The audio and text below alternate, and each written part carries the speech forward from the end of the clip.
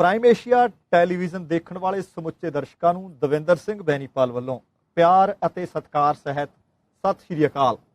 Prime focus ਵਿੱਚ ਤੁਹਾਡਾ ਸਭਨਾਂ ਦਾ ਹਾਰਦਿਕ ਸਵਾਗਤ ਹੈ। ਦੋਸਤੋ, ਕੱਲ ਦੇ ਪ੍ਰੋਗਰਾਮ ਵਿੱਚ ਤੁਹਾਡੇ ਨਾਲ ਵਾਅਦਾ ਕਰਕੇ ਆਈ ਸੀ ਕਿ ਅਸੀਂ ਅੱਜ ਤੋਂ ਭਾਵ ਕੱਲ ਮੈਂ ਆਖਿਆ ਸੀ ਕਿ ਕੱਲ ਤੋਂ ਅਸੀਂ ਵੈਨਕੂਵਰ ਆਈਲੈਂਡ ਦੇ ਵੱਖੋ-ਵੱਖ ਸ਼ਹਿਰਾਂ ਦੇ ਵਿੱਚ ਜਾਵਾਂਗੇ, ਪਰ ਇਕੱਲੇ ਨਹੀਂ ਜਾਵਾਂਗੇ। ਅਸੀਂ ਤੁਹਾਨੂੰ ਆਪਣੇ ਨਾਲ ਰੱਖਾਂਗੇ ਕਿਉਂਕਿ ਤੁਸੀਂ ਸਾਡੇ ਪਰਿਵਾਰ ਦਾ ਇੱਕ ਅਹਿਮ ਹਿੱਸਾ ਹੈ, ਇੱਕ ਅੰਗ ਹੋ। ਅੱਜ ਅਸੀਂ ਕੁਝ ਗੱਲਾਂ ਸਿਆਸਤ ਵੀ ਕਰ ਸਕਦੇ ਹਾਂ, ਪਰ ਅੱਜ ਸਾਡੀ ਪਹਿਲ ਇਹ ਹੋਏਗੀ ਕਿ ਜਿਸ ਸ਼ਹਿਰ ਦੇ ਵਿੱਚ ਅਸੀਂ ਆ ਕੇ ਇਸ ਵਕਤ ਬੈਠੇ ਹਾਂ, ਡੇਰੇ ਜਮਾਏ ਨੇ, ਇਹ ਸ਼ਹਿਰ ਕੀ ਹੈ? ਇਹ ਸ਼ਹਿਰ ਦੇ ਵਿੱਚ ਗੁਰਦੁਆਰਾ ਸਾਹਿਬ ਸੁਸ਼ੋਭਿਤ ਨੇ, ਜਿੱਥੇ ਬੈਠ ਕੇ ਅਸੀਂ ਇਸ ਵਕਤ ਪ੍ਰੋਗਰਾਮ ਕਰ ਰਹੇ ਹਾਂ। ਇਹ ਗੁਰਦੁਆਰਾ ਸਾਹਿਬ ਕਦੋਂ ਬਣਿਆ? ਉਸ ਵਕਤ ਕਿੰਨੇ ਕੁ ਪਰਿਵਾਰ ਸੀ? ਇਹ ਸ਼ਹਿਰ ਦੇ ਵਿੱਚ ਕਿੰਨੇ ਕੁ ਪਰਿਵਾਰ ਆ ਕੇ ਵਸਣੇ ਸ਼ੁਰੂ ਹੋਏ? ਕਦੋਂ ਉਹਨਾਂ ਦੀ ਗਿਣਤੀ ਦੇ ਵਿੱਚ ਵਾਧਾ ਹੁੰਦਾ ਰਿਹਾ ਤੇ ਕਦੋਂ ਫਿਰ ਹੌਲੀ-ਹੌਲੀ ਇੱਥੋਂ ਉਹ ਪਰਿਵਾਰ ਕੈਨੇਡਾ ਦੇ ਹੋਰਨਾਂ ਹਿੱਸਿਆਂ ਵਿੱਚ ਜਾਣੇ ਸ਼ੁਰੂ ਹੋਏ ਅਤੇ ਕਿਉਂ ਜਾਣੇ ਸ਼ੁਰੂ ਹੋਏ? ਅਤੇ ਅੱਜ ਕੈਨੇਡਾ ਦੀ ਤੇਜ਼ ਤਰਾਰ ਜ਼ਿੰਦਗੀ ਦੇ ਵਿੱਚ ਜੇਕਰ ਅੱਜ ਵੀ ਵੇਖਿਆ ਜਾ ਸਕਦਾ ਕਿ ਇੱਕ ਬਿਜ਼ਨਸਮੈਨ ਆਪਣੀ ਫੋਨ ਜਾਂ ਸੈੱਲਫੋਨ ਜੇਬ ਵਿੱਚ ਨਹੀਂ ਰੱਖਦਾ ਤਾਂ ਕਿਉਂ ਨਹੀਂ ਰੱਖਦਾ? ਜਦੋਂ ਕਿ ਅਸੀਂ ਪੰਜਾਬ ਵਿੱਚ ਵੇਖਦੇ ਹਾਂ ਬਹੁਤ ਸਾਰੇ ਵਿਹਲੇ ਲੋਕ ਵੀ ਇੱਕ ਦੋ ਦਾ ਤਿੰਨ ਫੋਨ, ਸੈੱਲ ਫੋਨ ਜਿਸ ਦੀਆਂ ਘੰਟੀਆਂ ਖੜਕਦੀਆਂ ਰਹਿੰਦੀਆਂ ਨੇ ਬਿਨਾਂ ਕਿਸੇ ਬਗੈਰ ਕਿਸੇ ਬਿਜ਼ਨਸ ਤੋਂ, ਵਪਾਰ ਤੋਂ। ਬਹੁਤ ਸਾਰੀਆਂ ਅਹਿਮ ਗੱਲਾਂ ਬਾਤਾਂ ਹੋਣਗੀਆਂ। ਕਾਮਾਗਾਟਾ ਮਾਰੂ ਦਾ ਉਚੇਚੇ ਤੌਰ ਤੇ ਜ਼ਿਕਰ ਚੱਲਣਾ ਕਿਉਂਕਿ ਜਿਹੜੇ ਸ਼ਹਿਰ ਦੇ ਵਿੱਚ ਅਸੀਂ ਬੈਠੇ ਹਾਂ, ਦਰਅਸਲ ਪਹਿਲਾਂ ਇਹਨਾਂ ਪਾਣੀਆਂ ਦੇ ਵਿੱਚ ਆ ਕੇ ਉਸ ਜਹਾਜ਼ ਨੇ ਲੱਗਣਾ ਸੀ। ਅੱਜ ਸਾਡੇ ਨਾਲ ਮਹਿਮਾਨ ਜੁੜ ਰਹੇ ਨੇ ਜਿਹੜੇ ਲਗਭਗ 5-6 ਦਹਾਕਿਆਂ ਤੋਂ ਇਹ ਸ਼ਹਿਰ ਦੇ ਵਿੱਚ ਵਸੇ ਹੋਏ ਨੇ। ਉਹਨਾਂ ਦੇ ਨਾਲ ਗੱਲਬਾਤ ਕਰਾਂਗੇ, ਪਰ ਉਹਨਾਂ ਦੇ ਪਰਿਵਾਰ ਇੱਕ ਸਦੀ ਤੋਂ ਜ਼ਿਆਦਾ ਇੱਥੇ ਆ ਕੇ ਵਸੇ। ਪਹਿਲਾਂ 1900ਵਿਆਂ ਵਿੱਚ ਆ ਕੇ ਵਸੇ, ਕੁਝ ਪਰਿਵਾਰ ਇੱਥੇ 1890-95 ਦੇ ਵਿੱਚ ਆ ਕੇ ਵਸੇ, ਕੁਝ 1900 ਦੀ ਸ਼ੁਰੂਆਤ ਦੇ ਵਿੱਚ ਆ ਕੇ ਵਸੇ। ਉਹ ਸਾਰਾ ਇਤਿਹਾਸ ਅੱਜ ਦੇ ਪ੍ਰੋਗਰਾਮ ਦੌਰਾਨ ਤੁਹਾਡੇ ਰੂਬਰੂ ਕਰਨ ਦੀ ਕੋਸ਼ਿਸ਼ ਕੀਤੀ ਜਾਏਗੀ। ਅੱਜ ਮੇਰੇ ਨਾਲ ਤਰਲੋਚਨ ਸਿੰਘ ਵਿਨਿੰਗ ਅਤੇ ਰਸ਼ਪਾਲ ਕੌਰ ਸੱਲ ਮਹਿਮਾਨ ਦੇ ਤੌਰ ਤੇ ਸ਼ਿਰਕਤ ਕਰਨਗੇ, ਪਰ ਉਹਨਾਂ ਤੋਂ ਪਹਿਲਾਂ ਰੋਜ਼ਾਨਾ ਦੇ ਸਾਥੀ ਪਰਮਵੀਰ ਬਾੜ ਸਾਹਿਬ ਵੀ ਨਾਲ ਨੇ। ਬਾੜ ਸਾਹਿਬ, ਸਤਿ ਸ਼੍ਰੀ ਅਕਾਲ, ਜੀਆਂ ਨੂੰ ਸਵਾਗਤ ਹੈ ਜੀ ਤੁਹਾਡਾ। ਸਤਿ ਸ਼੍ਰੀ ਅਕਾਲ ਜੀ, ਸ਼ੁਕਰੀਆ, ਬਹੁਤ ਮਿਹਰਬਾਨੀ ਬੈਨੀਪਾਲ ਜੀ। ਦੇਖੋ, ਅੱਜ ਥੋੜੀ ਭਾਵੁਕਤਾ ਮਨ ਦੇ ਵਿੱਚ ਹੈਗੀ ਹੈ। ਪ੍ਰਾਈਮ ਏਸ਼ੀਆ ਟੀਵੀ ਦੇ ਸਾਰੇ ਦਰਸ਼ਕਾਂ ਦੇ ਲਈ ਅੱਜ ਦਾ ਦਿਨ ਬਹੁਤ ਇਤਿਹਾਸਕ ਵੀ ਹੈ, ਮਾਣ ਭਰਿਆ ਵੀ ਹੈ, ਕਿਉਂਕਿ ਇੱਕ ਪਾਸੇ ਅੱਜ ਕੈਨੇਡਾ ਡੇ ਹੈ, ਉਹਦੀ ਇੱਕ ਇਤਿਹਾਸਕ ਪ੍ਰਸੰਗਿਕਤਾ ਹੋਰ ਹੈ। ਪਰ ਜਦੋਂ ਕਾਮਾਗਾਟਾ ਮਾਰੂ ਦਾ ਜ਼ਿਕਰ ਆਉਂਦਾ ਹੈ ਕਿ ਭਾਈ ਉਹ ਜਹਾਜ਼ ਕਿਵੇਂ ਆਇਆ, ਕਿਵੇਂ ਗਿਆ, ਪਰ ਇਸ ਧਰਤੀ ਦੇ ਨਾਲ ਕਾਮਾਗਾਟਾ ਮਾਰੂ ਦਾ ਜ਼ਿਕਰ ਜਦੋਂ ਜੁੜਦਾ ਹੈ ਤੇ ਉਦੋਂ ਆਪਣੇ ਆਪ ਦੇ ਵਿੱਚ ਇੱਕ ਸਦੀ ਜਿਹੜੀ ਸਾਡੇ ਨਾਲ ਤੁਰਦੀ ਹੈ, ਇੱਕ ਇਤਿਹਾਸ ਨਾਲ ਤੁਰਦਾ ਹੈ। ਅੱਜ ਕੈਨੇਡਾ ਦੇ ਵਿੱਚ ਨਵੇਂ ਲੋਕ ਜਦੋਂ ਆਉਂਦੇ ਨੇ, ਮੇਰੇ ਵਰਗੇ ਲੋਕ ਜਦੋਂ ਆਉਂਦੇ ਨੇ, ਉਹਨਾਂ ਨੂੰ ਕੈਨੇਡਾ ਕੋਈ ਹੋਰ ਤਰ੍ਹਾਂ ਦਾ ਦਿਸਦਾ ਹੈ। ਅਧਿਕਾਰ ਨਜ਼ਰ ਆਉਂਦੇ ਨੇ, ਬਹੁਤ ਸਾਰੀਆਂ ਸਹੂਲਤਾਂ ਨਜ਼ਰ ਆਉਂਦੀਆਂ, ਪਰ ਕੈਨੇਡਾ ਦੇ ਵਿੱਚ ਪ੍ਰਵਾਸੀਆਂ ਦੀ ਆਮਦ, ਉਹਨਾਂ ਦਾ ਵਿਕਾਸ, ਉਹਨਾਂ ਦੇ ਹੱਕ ਹਕੂਕ ਉੱਥੇ ਤੱਕ ਪਹੁੰਚਣ ਦੇ ਲਈ ਕਿਹੜੇ ਸੰਘਰਸ਼ਾਂ ਦਾ ਸਾਹਮਣਾ ਕਰਨਾ ਪਿਆ। ਤੇ ਅੱਜ ਜਦੋਂ ਬਹੁਤ ਵਾਰ ਹੁੰਦਾ ਕਿ ਭਾਈ ਆਹ ਵੀ ਹੋਣਾ ਚਾਹੀਦਾ, ਉਹ ਵੀ ਹੋਣਾ ਚਾਹੀਦਾ, ਆਹ ਘਾਟਾਂ ਨੇ, ਆਹ ਕਮੀਆਂ ਨੇ, ਆਹ ਕਮਜ਼ੋਰੀਆਂ ਨੇ, ਪਰ ਇਹਦੇ ਤੋਂ ਪਹਿਲਾਂ ਆਏ ਪੰਜਾਬੀਆਂ ਨੇ ਕੀ ਕੁਝ ਇੱਥੇ ਵੇਖਿਆ, ਹੱਡੀ ਹੰਡਾਇਆ ਤੇ ਇਸ ਵਿਕਾਸ ਦੀ ਪ੍ਰਕਿਰਿਆ ਨੂੰ ਕਿਵੇਂ ਆਪਣੇ ਅੰਗ ਸੰਗ ਮਹਿਸੂਸ ਕੀਤਾ, ਉਹ ਸਾਰੀਆਂ ਗੱਲਾਂ ਬਾਤਾਂ ਅੱਜ ਕਰਨੀਆਂ। ਪਰ ਸਭ ਤੋਂ ਵੱਡੀ ਗੱਲ, ਇਸ ਸ਼ਹਿਰ, ਇਸ ਪਿੰਡ ਦੇ ਵਿੱਚ ਬੈਠ ਕੇ ਜਿਸ ਤਰੀਕੇ ਅਸੀਂ ਗੁਰੂ ਘਰ ਦੇ ਵਿੱਚ ਬੈਠ ਕੇ ਇਹ ਪ੍ਰੋਗਰਾਮ ਕਰ ਰਹੇ ਹਾਂ ਤੇ ਨਾਲ ਦੀ ਨਾਲ ਸਿੱਖ ਧਰਮ ਦੀਆਂ ਉਹ ਸਾਰੀਆਂ ਸ਼ਹਾਦਤਾਂ, ਸਿੱਖ ਧਰਮ ਦੇ ਵਿੱਚ ਜੋ ਸਿਰੜ ਹੁੰਦਾ ਹੈ, ਜੋ ਸੰਘਰਸ਼ ਅੱਜ ਤੱਕ ਨਾਲ ਚੱਲਦਾ ਆ, ਉਹਨੂੰ ਵੀ ਅੰਗ ਸੰਗ ਰੱਖ ਕੇ ਸਾਰੀਆਂ ਗੱਲਾਂ ਬਾਤਾਂ ਜਿਹੜੀਆਂ ਉਹ ਕਰਨ ਦੀ ਕੋਸ਼ਿਸ਼ ਕਰਾਂਗੇ। ਤੇ ਇਹਦੇ ਤੋਂ ਪਹਿਲਾਂ ਕਿ ਮੈਂ ਬੈਨੀਪਾਲ ਸਾਹਿਬ ਦੇ ਨਾਲ 2-4 ਗੱਲਾਂ ਬਾਤਾਂ ਹੋਰ ਕਰਾਂ, ਪਰ ਸਭ ਤੋਂ ਪਹਿਲਾਂ ਕਿਉਂਕਿ ਔਰਤ ਦੀ ਮਹਾਨਤਾ ਸਿੱਖ ਧਰਮ ਦੇ ਵਿੱਚ ਸਭ ਤੋਂ ਵੱਧ ਹੈ, ਗੁਰਬਾਣੀ ਦੇ ਵਿੱਚ ਵੀ ਬਹੁਤ ਕੁਝ ਪਵਿੱਤਰ ਤਰੀਕੇ ਦੇ ਨਾਲ ਲਿਖਿਆ ਗਿਆ। ਬੀਬੀ ਰਸ਼ਪਾਲ ਕੌਰ ਹੋਰਾਂ ਦੇ ਨਾਲ ਮੈਂ ਸਾਂਝ ਪਾਉਣਾ ਹੈ। ਸਤਿ ਸ਼੍ਰੀ ਅਕਾਲ ਜੀ। ਸਤਿ ਸ਼੍ਰੀ ਅਕਾਲ ਜੀ। ਪਹਿਲਾਂ ਬੀਬੀ ਜੀ, ਤੁਸੀਂ ਇਹ ਗੱਲ ਜ਼ਰੂਰ ਦੱਸਿਓ ਕਿ ਤੁਹਾਨੂੰ ਕਿੰਨਾ ਚਿਰ ਹੋ ਗਿਆ ਇਸ ਇਲਾਕੇ ਦੇ ਵਿੱਚ ਇੱਥੇ ਆਇਆ, ਕਿਹੜੇ ਸੰਨ ਦੇ ਵਿੱਚ ਤੁਸੀਂ ਆਏ ਸੀ? ਅਸੀਂ ਇੱਥੇ ਪਹੁੰਚੇ ਸੀ as a family, my brother ਤੇ ਮਾਮ, ਅਸੀਂ 3 ਜਣੇ ਆਏ ਸੀਗੇ 1963 ਦਸੰਬਰ ਦੇ ਵਿੱਚ। 1963 ਦੇ ਵਿੱਚ ਆਏ ਹੋਏ ਨੇ। 1963 ਜਾਣੀ ਕਿ ਕਿੰਨੇ ਦਹਾਕੇ ਪਿੱਛੇ ਨੂੰ ਨੇ, ਤੇ 1963 ਦੇ ਵਿੱਚ ਇਹ ਹਿੱਸਾ ਕਿਹੋ ਜਿਹਾ ਸੀ, ਉਹ ਗੱਲਾਂ ਬਾਤਾਂ ਕਰਾਂਗੇ। ਕਿੰਨੇ ਕੁ ਪੰਜਾਬੀ ਸੀ, ਕਿਹੋ ਜਿਹਾ ਕੰਮ ਸੀ, ਅੱਜ ਪੰਜਾਬੀਆਂ ਦੀ ਵਸੋਂ ਇਸ ਇਲਾਕੇ ਦੇ ਵਿੱਚ ਘਟੀ ਕਿਉਂ, ਹਿਸਟੋਰੀਕਲ ਇੰਪੋਰਟੈਂਸ ਰੱਖਦਾ ਇਹ ਇਲਾਕਾ। ਇਹ ਗੱਲ ਜ਼ਰੂਰ ਦੱਸਦੀ ਹੈ ਕਿ ਜਿਹੜਾ ਕੈਨੇਡਾ ਆਪਾਂ ਨਕਸ਼ੇ 'ਚ ਦੇਖਦੇ ਹਾਂ, ਉਹਦੇ ਨਾਲੋਂ ਪਾਣੀਆਂ ਨੇ ਇਸ ਹਿੱਸੇ ਨੂੰ ਵੱਖ ਕੀਤਾ ਹੋਇਆ ਹੈ। ਜੇ ਵੈਨਕੂਵਰ ਆਈਲੈਂਡ ਤੁਸੀਂ ਦੇਖੋਗੇ ਤਾਂ ਫਿਰ ਤੁਹਾਨੂੰ ਪਤਾ ਲੱਗਣਾ ਕਿ ਪਾਣੀ ਇਹਦਾ ਕੋਈ ਸੜਕੀ ਰਸਤੇ ਕੈਨੇਡਾ ਦੀ ਮੁੱਖ ਧਰਤੀ ਦੇ ਨਾਲ ਲੈਣਾ ਦੇਣਾ ਨਹੀਂ, ਤੁਹਾਨੂੰ ਜਹਾਜ਼ ਸਮੁੰਦਰੀ ਜਿਹੜਾ ਉਹਦੇ ਉੱਤੇ ਆਉਣਾ ਪੈਂਦਾ। ਬੈਨੀਪਾਲ ਸਾਹਿਬ, ਅਗਲਾ ਸਵਾਲ ਤੁਹਾਡਾ। ਬਿਲਕੁਲ, ਇਸ ਤੋਂ ਪਹਿਲਾਂ ਕਿ ਅਸੀਂ ਦੱਸੀਏ ਕਿ ਕਿਹੜੀ ਧਰਤੀ ਦੀਆਂ ਗੱਲਾਂ ਕਰੀ ਜਾਂਦੇ ਹਾਂ, ਜੀ 1963 ਵਿੱਚ ਆ ਕੇ ਵਸੇ ਭੈਣ ਭਰਾ ਆਪਣੇ ਨਾਲ ਅੱਜ ਪ੍ਰੋਗਰਾਮ ਵਿੱਚ ਸ਼ਿਰਕਤ ਕਰ ਰਹੇ ਨੇ।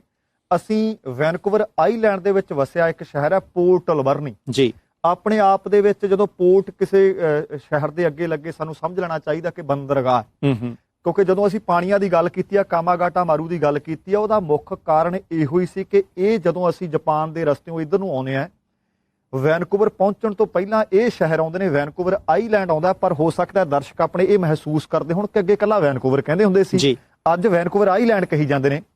ਇਹ ਉਸ ਵੈਨਕੂਵਰ ਨਾਲ ਇਹਦਾ ਕੋਈ ਲੈਣ ਦੇਣ ਨਹੀਂ।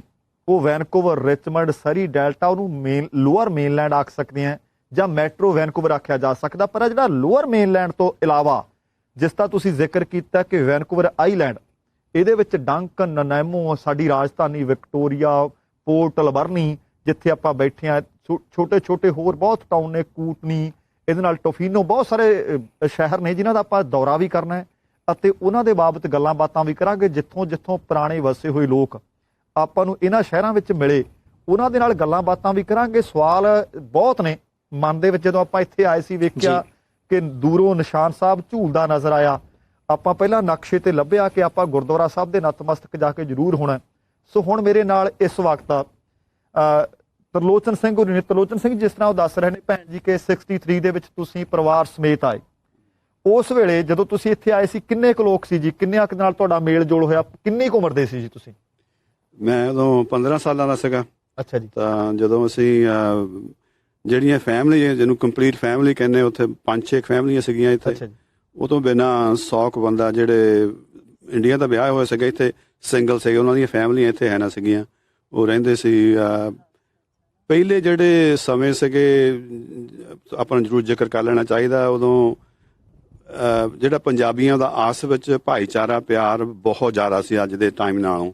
ਉਹਨਾਂ ਵੇਲਿਆਂ ਦੇ ਵਿੱਚ ਉਹ ਅਸੀਂ ਆਮ ਹੀ ਜਦੋਂ ਕੋਈ ਨਵਾਂ ਆਉਂਦਾ ਸੀ ਜਾਂ ਕੋਈ ਨਵੀਂ ਫੈਮਿਲੀ ਆਉਂਦੀ ਸੀ, ਸਾਰੇ ਇੱਕ ਦੂਜੇ ਦੇ ਘਰ, ਜਿੱਦਾਂ ਇੰਡੀਆ ਹੁੰਦਾ ਸੀ, ਨਿੰਦਾ ਖਾਣ ਜਾਂਦੇ ਹੁੰਦੇ ਸੀ। ਅੱਛਾ ਜੀ। ਤਾਂ ਆਮ ਵੀਕਐਂਡ ਨੂੰ ਤਕਰੀਬਨ ਜਿਹੜੀਆਂ ਖਾਸ ਕਰਕੇ ਫੈਮਲੀਆਂ ਸੀਗੀਆਂ ਨਾ, ਉਹ ਸਾਰੀਆਂ ਇੱਕ ਥਾਂ ਹੀ ਹੁੰਦੀਆਂ ਸੀਗੀਆਂ, ਇਕੱਠੇ ਹੋ ਜਾਂਦੇ ਸੀ।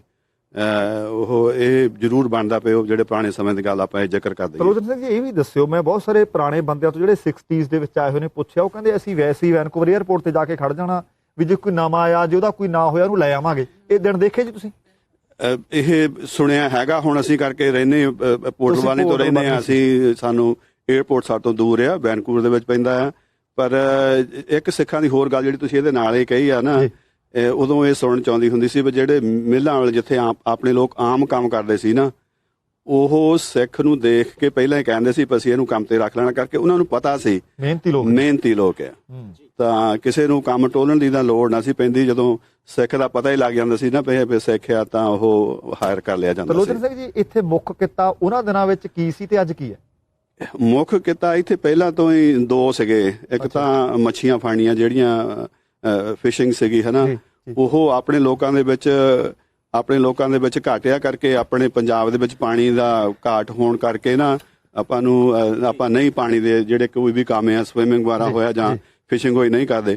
ਦੂਜਾ ਕੰਮ ਸੀਗਾ ਲੱਕੜੀ ਦਾ, ਜਿਹੜਾ ਮਿੱਲਾਂ ਬਾਹਰੋਂ ਜੰਗਲ ਚੋਂ ਦਰਖਤ ਵੱਢ ਕੇ ਲਿਆ ਕੇ ਕੱਟਦੀਆਂ ਸੀਗੀਆਂ, ਉਹਨਾਂ ਦੇ ਵਿੱਚ ਆਪਣੇ ਲੋਕ ਆਲਮੋਸਟ ਆਈ ਕੈਨ ਸੇ 100% ਕੰਮ ਕਰਦੇ ਸੀ। ਜਿਹੜੇ ਲੇਬਰ ਨਹੀਂ ਸੀ ਕਰਦੇ, ਸਾਡੇ ਆਉਣ ਦੇ ਟਾਈਮ ਤੇ ਉਹਨਾਂ ਵਿੱਚ ਆਪਣੇ ਲੋਕ ਇੱਥੇ ਲੱਕੜ ਦੀ ਬਿਜ਼ਨਸ ਦੇ ਵਿੱਚ ਵੀ ਸੀਗੇ। ਅੱਛਾ, ਉਹਨਾਂ ਵਿੱਚ ਵੀ ਸੀਗੇ। ਹਾਂਜੀ, 2 ਫੈਮਲੀਆਂ ਇੱਥੇ ਪ੍ਰਮੁੱਖ ਸੀਗੀਆਂ ਜਿਹੜੀਆਂ ਇਨਵੋਲਵ ਹੋਈਆਂ ਸੀਆਂ ਬਿਜ਼ਨਸ ਦੇ ਵਿੱਚ। ਇੱਕ ਤਾਂ ਜਿਹੜੇ ਲੱਕੜੀਆਂ ਬਾਹਰੋਂ ਵੱਢ ਕੇ ਲਿਆਉਂਦੇ ਸੀ ਨਾ, ਉਹਨੂੰ ਲੌਗਿੰਗ ਕਹਿੰਦੇ ਉਹਨੂੰ, ਫਿਰ ਇੱਥੇ ਮਿਲ ਦੇ ਵਿੱਚ ਪ੍ਰੋਸੈਸ ਕਰਨ ਵਾਲੇ ਵੀ ਆਪਣੇ ਲੋਕ ਉਸ ਟਾਈਮ ਤੇ ਸੀਗੇ। ਅੱਛਾ, ਜਿਹੜੇ ਇੱਥੇ ਜ਼ਰੂਰ ਹੈਗਾ, ਮੈਨੂੰ ਮਾਈਕ ਦਿਓ ਜੀ ਨਾਲ, ਕਿਉਂਕਿ ਆਪਣੇ ਕੋਲ ਹਥਿਆਰ ਇਹ ਇੱਕੋ ਹੀ ਆ। ਇੱਥੇ ਬਹੁਤ ਵੱਡਾ ਸਵਾਲ ਇਹ ਪੈਦਾ ਹੁੰਦਾ ਕਿ ਅੱਜ ਜਦੋਂ ਕੈਨੇਡਾ ਦੇ ਵਿੱਚ ਕੋਈ ਬੱਚੇ ਆਉਂਦੇ ਨੇ, ਕੋਈ ਵਰਕ ਪਰਮਿਟ ਤੇ ਆਉਂਦਾ, ਭਾਵੇਂ ਵੱਡੀ ਉਮਰ ਦਾ, ਕਾਰ ਏਅਰਪੋਰਟ ਦੇ ਬਾਹਰ ਖੜੀ ਹੁੰਦੀ ਹੈ, ਰਿਸ਼ਤੇਦਾਰ ਲੈਣ ਗਏ ਉਹ ਹੁੰਦੇ ਆ, ਉਹਦੇ ਤੋਂ ਬਾਅਦ ਉਹਦੇ 100 ਰਿਸ਼ਤੇਦਾਰੀਆਂ ਇੱਥੇ ਹੁੰਦੀਆਂ। ਪਰ ਜਦੋਂ ਤੁਸੀਂ ਆਏ, ਤੁਸੀਂ ਦੱਸਿਆ ਕਿ ਪਰਿਵਾਰ ਬਹੁਤ ਥੋੜੇ ਸੀ, ਉਦੋਂ ਫਿਰ ਸਹੂਲਤਾਂ ਕਿੰਨੀਆਂ ਕੁ ਹੁੰਦੀਆਂ ਸੀ? ਯਾਨੀ ਕਾਰਾਂ ਕੂਰਾਂ ਤਾਂ ਸਾਰਿਆਂ ਦੇ ਕੋਲੇ ਹੋਣੀਆਂ ਹੀ ਆ, ਘਰ ਵੀ ਵਧੀਆ ਹੋਣੇ ਆ, ਸਾਰਾ ਕੁਝ ਹੋਣਾ। ਉਹ ਜ਼ਰੂਰ ਖੋਲ ਕੇ ਦੱਸਿਓ ਕਿ ਮਾਹੌਲ ਕਿਦਾਂ ਦਾ ਸੀ। ਭੈਣ ਜੀ ਦੱਸਣਾ ਚਾਹੁੰਦੇ ਆ ਕੁਝ ਪਹਿਲਾਂ? ਉਦੋਂ ਮੈਨੂੰ ਜਿੱਥੇ ਤਾਈਂ ਯਾਦ ਆ ਉਦੋਂ 2-3 ਕਾਰਾਂ ਹੁੰਦੀਆਂ ਸੀ ਜੀ ਸਾਰੇ ਟਾਊਨ 'ਚ ਜੀ? ਸਾਰੇ ਪਰਿਵਾਰ ਕੋ ਦੋ ਇੱਕ ਨੋ ਸਾਰੇ ਟਾਊਨ ਦੇ ਵਿੱਚ? ਹਾਂ ਸਾਰੀ ਟਾਊਨ ਦੇ ਵਿੱਚ। ਤੇ ਅਸੀਂ ਜ਼ਿਆਦਾ ਟੈਕਸੀ ਕਰਕੇ ਵੀ ਉਹਨਾਂ ਦਿਨਾਂ 'ਚ? ਬਾਹਰ ਜਾਂਦੇ ਸੀ। ਅੱਛਾ, ਤੁਸੀਂ ਜਦੋਂ ਆਏ ਸੀ, ਤੁਸੀਂ ਦੱਸ ਰਹੇ ਕਿ ਦਸੰਬਰ ਮਹੀਨੇ, ਉਦੋਂ ਬਰਫਾਂ ਪਈਆਂ ਹੋਈਆਂ ਸੀ? ਯਾਦ ਹੈ? ਉਦੋਂ ਸਨੋ ਸੀ, ਹਾਂਜੀ ਸਨੋ ਪਈ ਸੀ? ਹਾਂਜੀ। ਫਿਰ ਬਹੁਤ ਓਪਰਾ ਲੱਗਿਆ ਹੋਣਾ, ਅਜੀਬ ਲੱਗਿਆ ਹੋਣਾ? ਬਹੁਤ ਜ਼ਿਆਦਾ ਹੋਰ ਲੱਗਿਆ, ਹਾਂਜੀ। ਅਸੀਂ ਇੰਗਲੈਂਡ ਦੇ ਉਸ ਤੋਂ BOC ਦੇ ਵਿੱਚ ਆਏ ਸੀ ਹਾਂ 에ਅਰਲਾਈਨ, ਤੇ ਉੱਥੇ ਵੀ ਸਨੋ ਪਈ ਹੋਈ ਸੀ। ਅੱਛਾ, ਇਹ ਦੱਸੋ, ਆ ਕੇ ਜਦੋਂ ਤੁਸੀਂ 13 ਸਾਲ ਦੇ ਵੀਰ ਜੀ 15 ਸਾਲ ਦੇ ਆਏ, ਆ ਕੇ ਇੱਥੇ ਪੜ੍ਹਾਈ ਕਰਨ ਦਾ ਮੌਕਾ ਮਿਲਿਆ? ਹਾਂਜੀ ਬਿਲਕੁਲ। ਤੇ ਸਕੂਲ ਗਏ? ਹਾਂਜੀ ਸਕੂਲ ਗਏ। ਅੰਗਰੇਜ਼ੀ ਪੜ੍ਹੀ? ਅੰਗਰੇਜ਼ੀ ਪੜ੍ਹੀ। ਪਰ ਅਸੀਂ ਆਉਨੇ ਆ ਉੱਥੋਂ ਤਾਂ ਲਗਭਗ ਅਸੀਂ ਪੈਦਲ ਹੀ ਹੁੰਨੇ ਆ, ਉਦੋਂ ਪੰਜਾਬੀ 'ਚ ਹੀ ਹੁੰਦਾ ਕੰਮ, ਜਾਂ ਉੱਥੇ ਵੀ ਅੰਗਰੇਜ਼ੀ ਪੜ੍ਹਦੇ ਸੀ? ਪੰਜਾਬ 'ਚ? ਪੰਜਾਬ 'ਚ ਉੱਥੇ ਥੋੜੀ ਆਉਂਦੀ ਸੀ। ਫਿਰ ਕਿੰਨਾ ਔਖਾ ਲੱਗਿਆ ਕਿ? ਔਖਾ ਤੇ ਲੱਗਦਾ ਹੀ ਆ, ਪਰ ਜਦੋਂ ਤੁਸੀਂ ਛੋਟੇ ਹੁੰਨੇ ਆ ਜਲਦੀ ਸਿੱਖ ਲੈਂਦੇ ਆ। ਅੱਛਾ, ਹੁਣ ਮੈਨੂੰ ਇਹ ਦੱਸਿਓ, ਆ ਗੁਰਦੁਆਰਾ ਸਾਹਿਬ ਬਹੁਤ ਖੂਬਸੂਰਤ ਬਣੇ ਹੋਏ ਨੇ, ਸ਼ਾਨਦਾਰ ਬਿਲਡਿੰਗ ਬਣੀ ਹੋਈ ਹੈ। ਜਦੋਂ ਤੁਸੀਂ ਆ ਕੇ ਇੱਥੇ ਵਸੇ, ਉਦੋਂ ਕੋਈ ਗੁਰਦੁਆਰਾ ਸਾਹਿਬ ਸੀ ਜਾਂ ਆਹੀ ਸੀ ਜੀ? ਨਹੀਂ ਜੀ, ਇਹ ਤਾਂ 92 ਵਿੱਚ ਬਣਿਆ ਆ। ਅੱਛਾ ਜੀ। ਤੇ ਜਿਹੜਾ ਇੱਥੇ ਪਹਿਲਾ ਗੁਰਦੁਆਰਾ ਸੀਗਾ, ਉਹਦੀ ਓਪਨਿੰਗ ਹੋਈ ਸੀ 1956 ਵਿੱਚ। ਤੁਹਾਡੇ ਆਉਣ ਤੋਂ ਪਹਿਲਾਂ ਸੀ? ਹਾਂਜੀ ਹਾਂਜੀ। ਅੱਛਾ ਜੀ। ਤੇ ਉਦੋਂ ਬਾਅਦ ਮੇਰਾ ਖਿਆਲ ਆ 1960 ਵਿੱਚ ਜਿਹੜਾ ਗੁਰਦੁਆਰਾ ਟਵਾਲ ਸਾਹਿਬ ਨੇ ਤੇ ਉਹ ਬਣ ਗਿਆ ਸੀ। ਉਹ ਹੈਗਾ ਜੀ ਸਟਿਲ ਹੁਣ ਵੀ? ਉਹ ਹੈਗਾ ਜੀ। ਸਵਾਲ ਮੇਰਾ ਇਹ ਹੈ, ਮਾਈਕ ਮੈਨੂੰ ਫੜਾਇਓ ਤੁਸੀਂ, ਕਿ ਗੁਰੂ ਘਰ ਦੋ ਇੱਕ ਮੰਦਿਰ ਵੀ ਤੁਸੀਂ ਸਾਨੂੰ ਪਹਿਲਾਂ ਜਾਣਕਾਰੀ ਦਿੱਤੀ ਸੀ ਕਿ ਇੱਥੇ ਹੈਗਾ, ਭਾਈਚਾਰੇ ਸਾਰੇ ਉੱਥੇ ਜਾਂਦੇ ਨੇ। ਹੁਣ ਸਵਾਲ ਇੱਥੇ ਇਹ ਪੈਦਾ ਹੁੰਦਾ ਹੈ ਇਸ ਵੇਲੇ ਕਿ ਜਦੋਂ ਤੁਸੀਂ ਆਏ ਪਰਿਵਾਰ ਬਹੁਤ ਥੋੜੇ ਸੀ, ਕੀ ਉਹਦੇ ਤੋਂ ਬਾਅਦ ਪਰਿਵਾਰਾਂ ਦੀ ਗਿਣਤੀ ਵਧੀ? ਕਿਉਂਕਿ ਹੁਣ ਤੁਸੀਂ ਦੱਸਿਆ ਸੀ ਕਿ ਪਰਿਵਾਰ ਇੱਥੇ ਪੰਜਾਬੀ ਘਟ ਗਏ, ਜਦੋਂ ਕਿ ਤੁਸੀਂ ਆਏ ਸੀ ਉਦੋਂ ਕਿੰਨੇ ਪਰਿਵਾਰ ਸੀ? ਉਹਦੇ ਤੋਂ ਬਾਅਦ ਗਿਣਤੀ ਜੇ ਵੱਧ ਗਈ ਤਾਂ ਕਿੰਨੀ ਕੁ ਹੋਈ, ਤੇ ਅੱਜ ਕਿੰਨੀ ਕੁ ਰਹਿ ਗਈ? ਅੱਜ ਤੇ ਜਿਸ ਤਰ੍ਹਾਂ ਤੁਹਾਨੂੰ ਦੱਸਿਆ ਅੰਡਰ 100 ਹਨਾ? 100 ਤੋਂ ਘੱਟ ਪਰਿਵਾਰ। ਹਾਂਜੀ ਹਾਂਜੀ। ਫੈਮਿਲੀ ਜਿਹੜੇ ਯੂਨਿਟ ਤੁਸੀਂ ਕਹਿ ਸਕਦੇ ਹੋ, ਉਹ 100 ਤੋਂ ਘੱਟ ਹੀ ਨੇ। ਸੋ ਲਗਭਗ ਜੇ ਆਪਾਂ ਕਹਿ ਦਈਏ 300-400 ਆਪਾਂ ਇੱਥੇ ਲਗਭਗ ਆਪਣੇ ਪਰਿਵਾਰ ਨਹੀਂ, ਕੁੱਲ ਮੈਂਬਰ ਇੰਨੇ ਹੋਣਗੇ? ਕੁੱਲ ਮੈਂਬਰ ਨੋ ਲੈਸ ਦੈਨ 300? ਹਾਂਜੀ ਹਾਂ, 200 ਮੇਬੀ ਅਬਾਊਟ 200। ਨਹੀਂ, ਇਹਦਾ ਕੀ ਕਾਰਨ ਰਿਹਾ ਕਿ ਪਹਿਲਾਂ ਕਾਫੀ 300 ਪਰਿਵਾਰ ਵੀ ਹੋ ਗਿਆ, 350 ਵੀ ਹੋ ਗਿਆ? ਹਾਂਜੀ। ਘਟ ਕਿਉਂ ਗਿਆ? ਮਾਈਕ ਨਹੀਂ ਬਾਤ ਸਾਹਿਬ। ਆਈ ਥਿੰਕ ਜਿਹੜਾ ਇੱਥੇ ਮਿਲਾਂ ਵਿੱਚ ਜ਼ਿਆਦਾ ਕੰਮ ਕਰਦੇ ਸੀ, ਉਹ ਜਦੋਂ ਆਲਮੋਸਟ ਦੋਸ ਡੇਜ਼ ਜਾਂ ਦਾ ਫੋਰੈਸਟਰੀ ਡਾਊਨ ਹੋਈ ਤੇ ਉਦੋਂ ਉਹਨਾਂ ਦਾ ਕੰਮ ਵੀ ਬੰਦ ਹੋ ਗਿਆ। ਤੇ ਦੂਸਰਾ ਰੀਜ਼ਨ ਇਹ ਸੀ ਕਿ ਬੱਚੇ ਗ੍ਰੈਜੂਏਟ ਹੋ ਕੇ 12th ਤੋਂ ਬਾਅਦ ਯੂਨੀਵਰਸਿਟੀ ਗਏ ਤੇ ਫਰਦਰ ਐਜੂਕੇਸ਼ਨ ਲਈ, ਤੇ ਉਹ ਉੱਥੇ ਮੂਵ ਹੋ ਗਏ।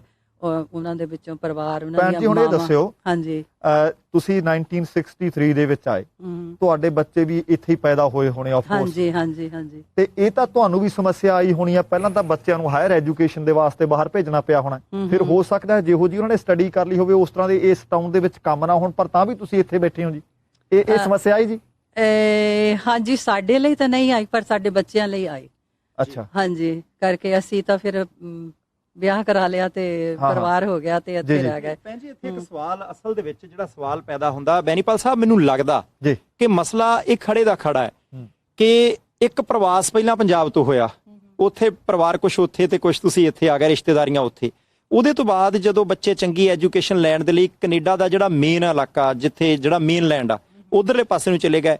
ਹੁਣ ਆਪਣੇ ਪਰਿਵਾਰ ਫਿਰ ਇਕੱਲੇ ਬੱਚੇ ਉੱਥੇ ਨੇ, ਤੁਸੀਂ ਇੱਥੇ ਹੋ, ਜਾਂ ਬਹੁਤ ਸਾਰੇ ਪਰਿਵਾਰਾਂ 'ਚ ਇਦਾਂ ਹੋਊਗਾ? ਇਦਾਂ ਨਹੀਂ ਲੱਗਦਾ ਕਿ ਪ੍ਰਵਾਸ ਤੋਂ ਬਾਅਦ ਇੱਕ ਹੋਰ ਪ੍ਰਵਾਸ ਹੋ ਗਿਆ, ਕਿ ਪਰਿਵਾਰ ਦੋ ਹਿੱਸਿਆਂ ਦੇ ਵਿੱਚ ਵੰਡੇ ਗਏ? ਤੁਸੀਂ ਦੱਸੋ ਜੀ। ਆਈ ਥਿੰਕ ਇੱਥੇ ਜ਼ਰੂਰੀ ਗੱਲ ਬਣਦੀ ਹੈ ਕਿ ਜਿਹੜਾ ਪਹਿਲਾਂ ਜਦੋਂ ਆਪਾਂ ਸਿੱਖ ਦਾ ਨਾਂ ਹੀ ਲੈਂਦੇ ਨਾ, ਉਹਦਾ ਮਤਲਬ ਹੁੰਦਾ ਸਿੱਖਣਾ ਜੀ, ਵੀ ਸਿੱਖਦਾ ਹੀ ਰਹੇ ਹਰ ਵੇਲੇ। ਉਹ ਜਿਹੜੀ ਗੱਲ ਤੁਸੀਂ ਕਰਦੇ ਨਾ ਵੀ ਪ੍ਰਵਾਸ ਫੇਰ ਹੋਇਆ, ਉਹਦੇ ਰੀਜ਼ਨ, ਉਹਦਾ ਇੱਕ ਰੀਜ਼ਨ ਹੋਰ ਵੀ ਆ, ਕਰਕੇ ਜਿਹੜੇ ਮੁਲਕ ਵਿੱਚ ਆਪਾਂ ਅਸੀਂ ਰਹਿ ਰਹੇ ਆ, ਇੱਥੇ ਥੋੜਾ ਬਾਲਾ ਤਾਂ ਫਰਕ ਰੇਸਮ ਜ਼ਿਆਦਾ ਹੈਗਾ ਹੀ ਆ, ਹਨਾ?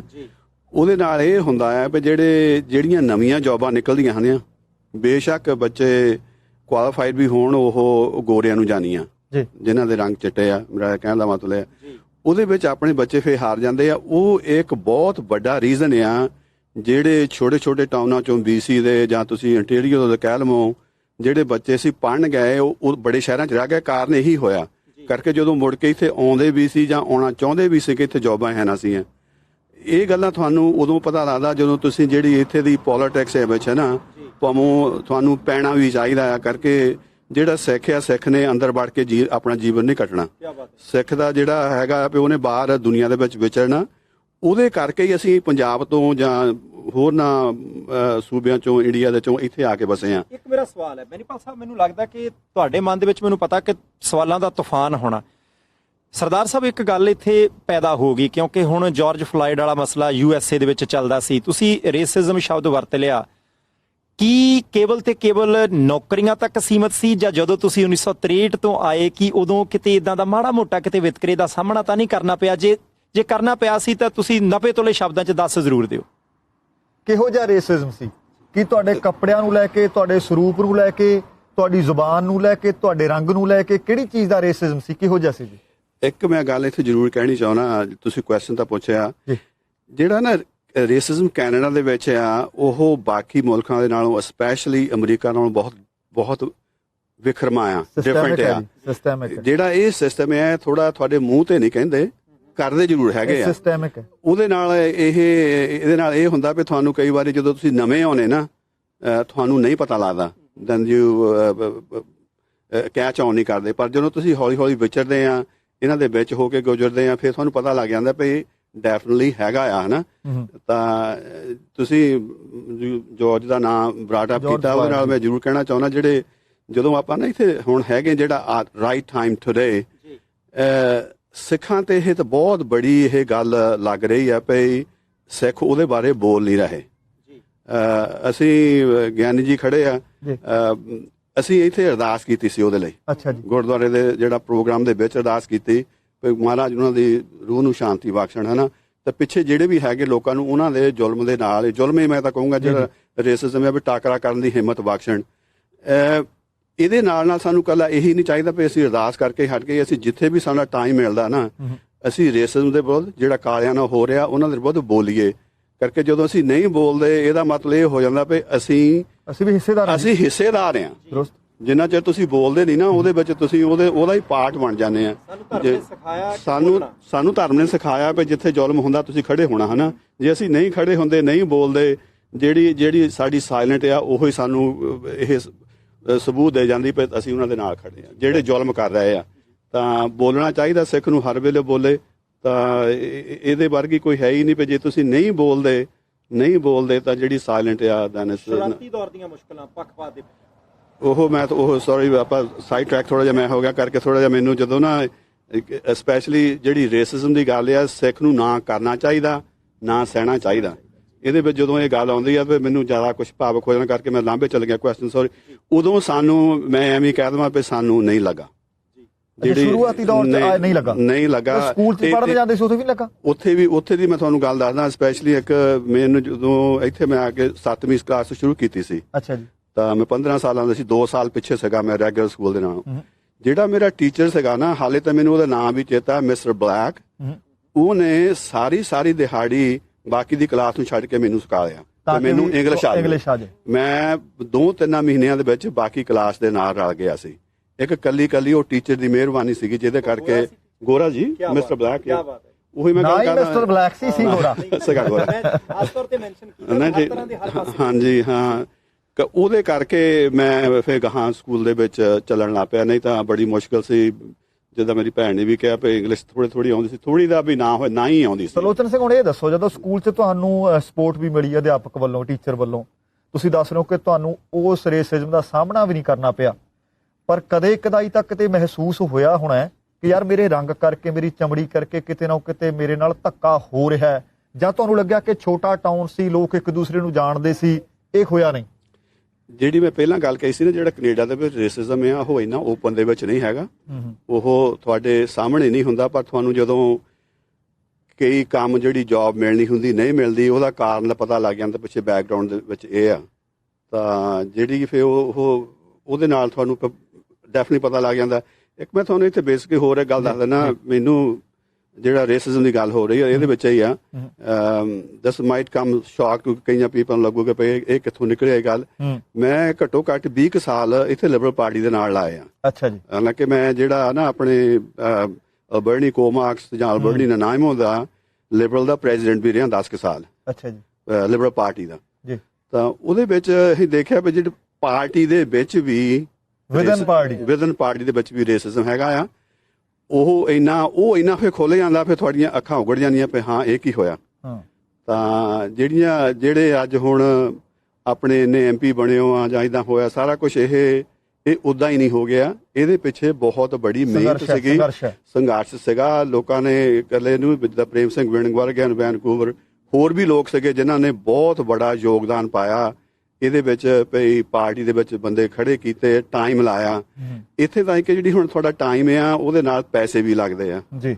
ਤਾਂ ਇਟ ਵਾਜ਼ ਓਪਨ, ਪਰ ਉਹ ਤੁਹਾਨੂੰ ਜਗਾ ਜਾਂਦਾ ਜਦੋਂ ਤੁਸੀਂ ਬਾਹਰ ਘਰੋਂ ਪੈਰ ਬਾਹਰ ਪਾਉਨੇ ਆ ਨਾ, ਫਿਰ ਤੁਹਾਨੂੰ ਪਤਾ ਲੱਗ ਜਾਂਦਾ ਵੀ ਹੋ ਕੀ ਰਿਹਾ। ਤਾਂ ਉਹਦੇ ਨਾਲ ਬਹੁਤ ਕੁਝ ਬੰਦਾ ਸਿੱਖਦਾ ਆ। ਐਂਡ ਹੁਣ ਤਾਂ ਅਸੀਂ ਪ੍ਰਾਊਡ ਫੀਲ ਕਰਦੇ ਹਾਂ ਕਿ ਸਾਰੀ ਦੁਨੀਆ ਦੇ ਪ੍ਰਾਊਡ ਟੂ ਬੀ ਕੈਨੇਡੀਅਨ ਦੇ ਆ, ਜਿਹੜੇ ਸਿੱਖਾਂ ਦੇ ਵਿੱਚ ਹਰ ਪੱਖ ਦੇ ਵਿੱਚ ਬੰਦੇ ਮੋਹਰੇ ਆ। ਪੋਲਿਟਿਕਸ ਦੇ ਵਿੱਚ ਵੀ ਸਾਡਾ ਪੂਰਾ ਯੋਗਦਾਨ ਆ। ਸੋ ਪਰਮਾਤਮਾ ਮਿਹਰ ਰੱਖੇ। ਅੱਛਾ ਤਰਲੋਚਨ ਸਿੰਘ ਜੀ, ਇਹ ਦੱਸੋ ਜਿਸ ਤਰ੍ਹਾਂ ਹੁਣ ਆਪਾਂ ਇੱਥੇ ਬੈਠੇ ਹਾਂ ਬਹੁਤ ਖੁੱਲੀਆਂ ਫਿਜ਼ਾਵਾਂ ਦੇ ਵਿੱਚ, ਗੁਰਦੁਆਰਾ ਸਾਹਿਬ ਦੇ ਬਿਲਕੁਲ ਸਾਹਮਣੇ ਬੈਠੇ ਹਾਂ। ਇੱਥੇ ਤੁਸੀਂ ਆ ਕੇ ਵਸ ਗਏ 1963 ਦੇ ਵਿੱਚ। ਤੁਸੀਂ ਦੱਸਿਆ ਕਿ ਇੱਕ ਵਾਰੀ ਬਹੁਤ ਸਾਰੇ ਲੋਕ ਆਏ, ਹੌਲੀ ਹੌਲੀ ਕੰਮਕਾਰ ਨਾ ਮਿਲਣ ਕਰਕੇ ਵਾਪਸ ਚਲੇ ਗਏ, ਪਰ ਤੁਸੀਂ ਇੱਥੇ ਇੱਕ ਬਿਜ਼ਨਸਮੈਨ ਹੋ। ਤੁਸੀਂ ਦੱਸ ਰਹੇ ਹੋ ਤੁਹਾਡੀ ਆਟੋ ਡੀਲਰਸ਼ਿਪ ਹੈ, ਪਰ ਤੁਸੀਂ ਜ਼ਿਕਰ ਕਰ ਰਹੇ ਸੀ ਕਿ ਮੈਂ ਸੈੱਲ ਫੋਨ ਕਦੀ ਜੇਬ 'ਚ ਰੱਖਿਆ ਨਹੀਂ। ਆਮ ਲੋਕ ਕਹਿੰਦੇ ਨੇ ਕਿ ਸੈੱਲ ਫੋਨ ਤੋਂ ਬਗੈਰ ਗੁਜ਼ਾਰਾ ਨਹੀਂ ਹੁੰਦਾ, ਤੁਹਾਡਾ ਕੰਮ ਕਾਰ ਕਿਵੇਂ ਚੱਲਦਾ? ਹਾਂਜੀ, ਜਿਹੜੇ ਸੈੱਲ ਫੋਨ ਹੈ ਮਹਾਰਾਜ ਦੀ ਮਿਹਰ ਆ, ਕੰਮ ਠੀਕ ਠਾਕ ਚੱਲੀ ਜਾਂਦਾ। ਜਿਹੜਾ ਸੈੱਲ ਫੋਨ ਹੈ ਇਹ ਥੋੜੇ ਚਿਰ ਤੋਂ ਹੀ ਆਇਆ। ਇਹਦੇ ਵਿੱਚ ਪਹਿਲਾਂ ਵੀ ਤਾਂ ਬਿਜ਼ਨਸਮੈਨ ਸੀਗੇ ਹੀ, ਦੇ ਵਰ ਡੂਇੰਗ ਓਕੇ, ਸਾਰਾ ਕੁਝ ਚੱਲਦਾ ਸੀ ਦੁਨੀਆ ਦੇ ਵਿੱਚ। ਜ਼ਰੂਰ ਇਹ ਤਾਂ ਠੀਕ ਹੈ ਵੀ ਉਹਦੇ ਨਾਲ ਥੋੜਾ ਈਜ਼ੀ ਹੋ ਜਾਂਦਾ, ਪਰ ਇੰਨਾ ਉਹਦੇ ਨਾਲ ਜਿਹੜੇ ਹੋਰ ਦਿਖਾਂਤ ਆਉਂਦੇ ਆ ਉਹ ਜ਼ਿਆਦਾ ਆ। ਜੇ ਤੁਸੀਂ ਉਹਨੂੰ ਆਪਸ ਵਿੱਚ ਤੁਲਨਾ ਕਰੋ ਨਾ, ਵੇ ਡਾਊਨ ਕਰੋ ਇੱਕ ਦੂਜੇ ਦੇ ਨਾਲ ਕਰਕੇ, ਤਾਂ cell phone you don't need it's ਪਹਿਲਾਂ ਵੀ ਸਾਡਾ ਸੀ, ਹੁਣ ਵੀ ਆਈ ਡੂ ਇਟ ਐਂਡ ਮੈਨੂੰ ਤਾਂ ਬਹੁਤ ਠੀਕ ਲੱਗਦਾ, ਬਹੁਤ ਵਧੀਆ ਲੱਗਦਾ। ਕੋਈ ਪ੍ਰੈਸ਼ਰ ਨਹੀਂ ਰਹਿੰਦਾ ਪਏ ਜਿਹੜਾ ਤੁਹਾਡੇ ਤੁਹਾਨੂੰ ਕੋਈ ਲੱਭ ਹੀ ਨਹੀਂ ਸਕਦਾ। ਹੁਣ ਤੁਸੀਂ ਮੇਰੇ ਕੋਲ ਬੈਠੇ ਹੋ, ਨਹੀਂ 36 ਹੋਰ ਆਉਣਾ ਸੀ, ਆ ਕਾਰ ਵਾਲਾ ਆਇਆ ਜੀ, ਦੇ ਦਈਏ, ਕਿਵੇਂ ਕਰੀਏ? ਬਾੜ ਸਾਹਿਬ ਨੂੰ ਮਾਈਕ ਦਿਓ। ਬਾੜ ਸਾਹਿਬ, ਤੁਸੀਂ ਦੇਖੋ ਕਿ ਆਪਣੇ ਆਪ ਦੇ ਵਿੱਚ ਇਹ ਗੱਲ ਹੈਰਾਨੀਜਨਕ ਹੈ ਕਿ ਅਸੀਂ ਕੈਨੇਡਾ ਦੇ ਵਿੱਚ ਬੈਠੇ ਹੋਈਏ, ਕੈਨੇਡਾ ਦੇ ਉਸ ਪ੍ਰੋਵਿੰਸ ਦੇ ਵਿੱਚ ਬੈਠੇ ਹੋਏ ਜਿਹਦੀ ਇਕਨੋਮੀ ਇਸ ਵਕਤ ਸਾਰਿਆਂ ਤੋਂ ਵਧੀਆ, ਪਰ ਤੁਸੀਂ ਦੇਖੋ ਉੱਥੋਂ ਦੇ ਇੱਕ ਬਿਜ਼ਨਸਮੈਨ ਨੇ, ਕਾਰਾਂ ਦਾ ਕੰਮ ਕਰਦੇ ਆ, ਸੈੱਲ ਫੋਨ ਹੈ ਨਹੀਂ। ਮੈਂ ਕਈ ਬੰਦੇ ਦੇਖਿਆ ਉਹਨਾਂ ਕੋਲ 2-2 ਫੋਨ ਨੇ। ਇਹ ਗੱਲ ਬੈਨੀਪਾਲ ਸਾਹਿਬ ਤੁਹਾਡੀ ਠੀਕ ਹੈ। ਮਸਲਾ ਇਹ ਨਹੀਂ ਹੁੰਦਾ ਕਿ ਸਾਨੂੰ ਚੰਗਾ ਕੀ ਲੱਗਦਾ ਜਾਂ ਦੇਖਣ ਵਾਲੇ ਨੂੰ ਚੰਗਾ ਕੀ ਲੱਗਦਾ। ਮਸਲਾ ਇਹ ਆ ਕਿ ਅਸੀਂ ਗੱਲ ਕੀ ਕਰਦੇ ਆ, ਮਸਲਾ ਇਹ ਕਿ ਅਸੀਂ ਬੈਠੇ ਕਿੱਥੇ ਆ, ਹਨਾ। ਹੁਣ ਰੌਲਾ ਦੇਖੋ ਕਿੱਡਾ ਵੱਡਾ ਕਿ ਇਸ ਵੇਲੇ ਕਿੰਨੀ ਇੰਪੋਰਟੈਂਟ ਗੱਲ ਹੋ ਰਹੀ ਆ, ਪਰ ਉਹਦੇ ਵਿੱਚੋਂ ਵੀ ਇੰਪੋਰਟੈਂਟ ਗੱਲ ਆ ਤੁਸੀਂ ਜਿਹੜੀ ਕਹੀ ਆ ਕਿ ਕੰਮ ਪਹਿਲਾਂ ਵੀ ਚੱਲਦੇ ਸੀ। ਇਹ ਆਪਣੇ ਆਪ ਦੇ ਵਿੱਚ ਹੋ ਸਕਦਾ ਤੁਹਾਨੂੰ ਲੱਗਦਾ ਹੋਵੇ ਛੋਟੀ ਆ, ਪਰ ਸਾਡੇ ਲਈ ਇਹ ਬਹੁਤ ਵੱਡੀ ਆ। ਜਿਹੜੇ ਦਰਸ਼ਕ ਦੇਖ ਰਹੇ ਨੇ, ਖਾਸ ਕਰਕੇ ਪੰਜਾਬ ਦੇ ਵਿੱਚ ਵੀ ਬੈਠੇ ਦੇਖ ਰਹੇ ਨੇ, ਜਿਹੜੇ ਮੰਨ ਲਓ ਖੇਤੀਬਾੜੀ ਦਾ ਧੰਦਾ ਕਰਦੇ ਆ, ਸਾਰਾ ਦਿਨ ਉਹਨੇ ਘਰੇ ਹੀ ਰਹਿਣਾ, ਜਾਂ ਕੋਈ ਇਸ ਤਰ੍ਹਾਂ ਦਾ ਸਹਾਇਕ ਧੰਦਾ ਉਹਨਾਂ ਨੇ ਅਪਣਾਇਆ ਹੋਇਆ, ਆਪਣੇ ਘਰ ਦੇ ਵਿੱਚੋਂ ਹੀ ਕੰਮਕਾਰ ਕਰ ਰਹੇ, ਪਰ ਉਹਦੇ ਕੋਲ ਵੀ 2-2 3-3 ਫੋਨ ਪਏ ਹੁੰਦੇ। ਲੋੜ ਵੀ ਆ, ਮੈਂ ਕਹਿੰਦਾ ਕਿ ਲੋੜ ਵੀ ਆ, ਪਰ ਉਸ ਹਿਸਾਬ ਨਾਲ ਵਰਤੀਏ। ਇੱਕ ਵਾਰੀ ਫੇਰ ਬੈਨੀਪਾਲ ਸਾਹਿਬ ਇੱਥੇ ਦੱਸ ਦਈਏ, ਹੋ ਸਕਦਾ ਕਿ ਕਈ ਵਾਰੀ ਦਰਸ਼ਕ ਜਿਹੜੇ ਆਪਣੇ ਪਰਿਵਾਰ ਦੇ ਮੈਂਬਰ ਨੇ ਪ੍ਰਾਈਮ ਏਸ਼ੀਆ TV ਦੇ, ਉਹ ਅੱਧ ਵਿਚਾਲਿਓਂ ਜੁੜਦੇ ਆ। ਤੁਸੀਂ ਇਹ ਪ੍ਰੋਗਰਾਮ ਦੁਬਾਰਾ ਦੇਖਿਓ ਜ਼ਰੂਰ। ਇਹਦੇ ਵਿੱਚ ਪੰਜਾਬ ਦੀ ਰਾਜਨੀਤੀ ਦੀਆਂ ਗੱਲਾਂ ਨਹੀਂ ਹੋਣੀਆਂ, ਭਾਰਤ ਦੀ ਰਾਜਨੀਤੀ ਦੀਆਂ ਗੱਲਾਂ ਨਹੀਂ ਹੋਣੀਆਂ। ਅੱਜ ਆਪਾਂ ਭਾਰਤ ਤੇ ਚੀਨ ਦੀ ਗੱਲ ਨਹੀਂ ਕਰਨੀ, ਕਿਉਂਕਿ ਇਤਿਹਾਸਕ ਧਰਤੀ ਹੈ। ਬੈਨੀਪਾਲ ਸਾਹਿਬ, ਮੈਂ ਸੋਚ ਰਿਹਾ ਸੀ ਕਿ ਜਦੋਂ 1895 96 94 ਦਾ ਸਮਾਂ ਹੋਏਗਾ, ਜਦੋਂ ਇੱਥੇ ਪਹਿਲੀ ਵਾਰ ਪੰਜਾਬੀਆਂ ਨੇ, ਸਿੱਖਾਂ ਨੇ ਪੈਰ ਰੱਖਿਆ ਹੋਏਗਾ, ਉਹਦੇ ਤੋਂ ਬਾਅਦ ਜਦੋਂ ਕਾਮਾਗਾਟਾ ਮਾਰੂ ਦੀ ਗੱਲ ਚੱਲਦੀ ਹੈ ਕਿ ਭਾਈ ਉਹ ਜਹਾਜ਼ ਨੇ ਇੱਥੇ ਲੱਗਣਾ ਸੀ, ਉਹਦੇ ਤੋਂ ਬਾਅਦ ਭੈਣ ਜੀ ਹੋਰੀ ਤੇ ਭਾਜੀ ਹੋਰੀ 1963 ਦੇ ਵਿੱਚ ਇੱਥੇ ਆਏ ਨੇ। ਉਹਦੇ ਤੋਂ ਬਾਅਦ ਕੀ ਕੁਝ ਹੋਇਆ? ਦੋ ਤਿੰਨ ਹੀ ਕਾਰਾਂ ਸੀ, ਅੱਜ ਇੱਕ ਘਰ ਦੇ ਮੂਹਰੇ 5-5 ਕਾਰਾਂ ਵੀ ਕਈ ਵਾਰੀ ਖੜੀਆਂ ਹੁੰਦੀਆਂ। ਇੱਕ ਇਤਿਹਾਸ ਆਪਣੇ ਨਾਲ ਜਿਹੜਾ ਉਹ ਤੁਰਦਾ ਹੈ। ਤੇ ਭੈਣ ਜੀ, ਮੈਂ ਹੁਣ ਤੁਹਾਡੇ ਕੋਲੋਂ ਇੱਕ ਗੱਲ ਜਿਹੜੀ ਇੱਥੇ ਜ਼ਰੂਰ ਪੁੱਛਣੀ ਹੈ ਕਿ ਇੱਥੇ ਪੰਜਾਬੀ ਸਕੂਲ ਤਾਂ ਕੋਈ ਹੋਣਾ ਨਹੀਂ, ਸ਼ਾਇਦ ਜਦੋਂ ਤੁਸੀਂ ਆਏ ਉਦੋਂ ਤਾਂ ਨਹੀਂ ਸੀ ਹੋਣਾ। ਫਿਰ ਇਹਦਾ ਮਤਲਬ ਹੈ ਕਿ ਤੁਹਾਡੇ ਬੱਚੇ ਜਿਹੜੇ ਹੋਰ ਤੁਹਾਡੀ ਉਮਰ ਦੇ ਜਿਹੜੇ ਲੋਕ ਪੰਜਾਬੀ ਇੱਥੇ ਰਹਿੰਦੇ ਆ, ਉਹਨਾਂ ਦੇ ਬੱਚੇ ਨਾ ਤਾਂ ਫਿਰ ਪੰਜਾਬੀ ਹੋ ਸਕਦਾ ਬੋਲਦੇ ਹੋਣਗੇ, ਨਾ ਲਿਖਦੇ ਹੋਣਗੇ, ਨਾ ਪੜ੍ਹਦੇ ਹੋਣਗੇ। ਜੇ ਇਹ ਸਾਰਾ ਕੁਝ ਹੈਗਾ, ਜੇ ਉਹ ਪੰਜਾਬੀ ਬੋਲਦੇ ਆ, ਤਾਂ ਕੀ ਘਰ ਦੇ ਵਿੱਚ ਹੀ ਮਿਹਨਤ ਕਰਕੇ ਸਿਖਾਉਣੀ ਪਈ?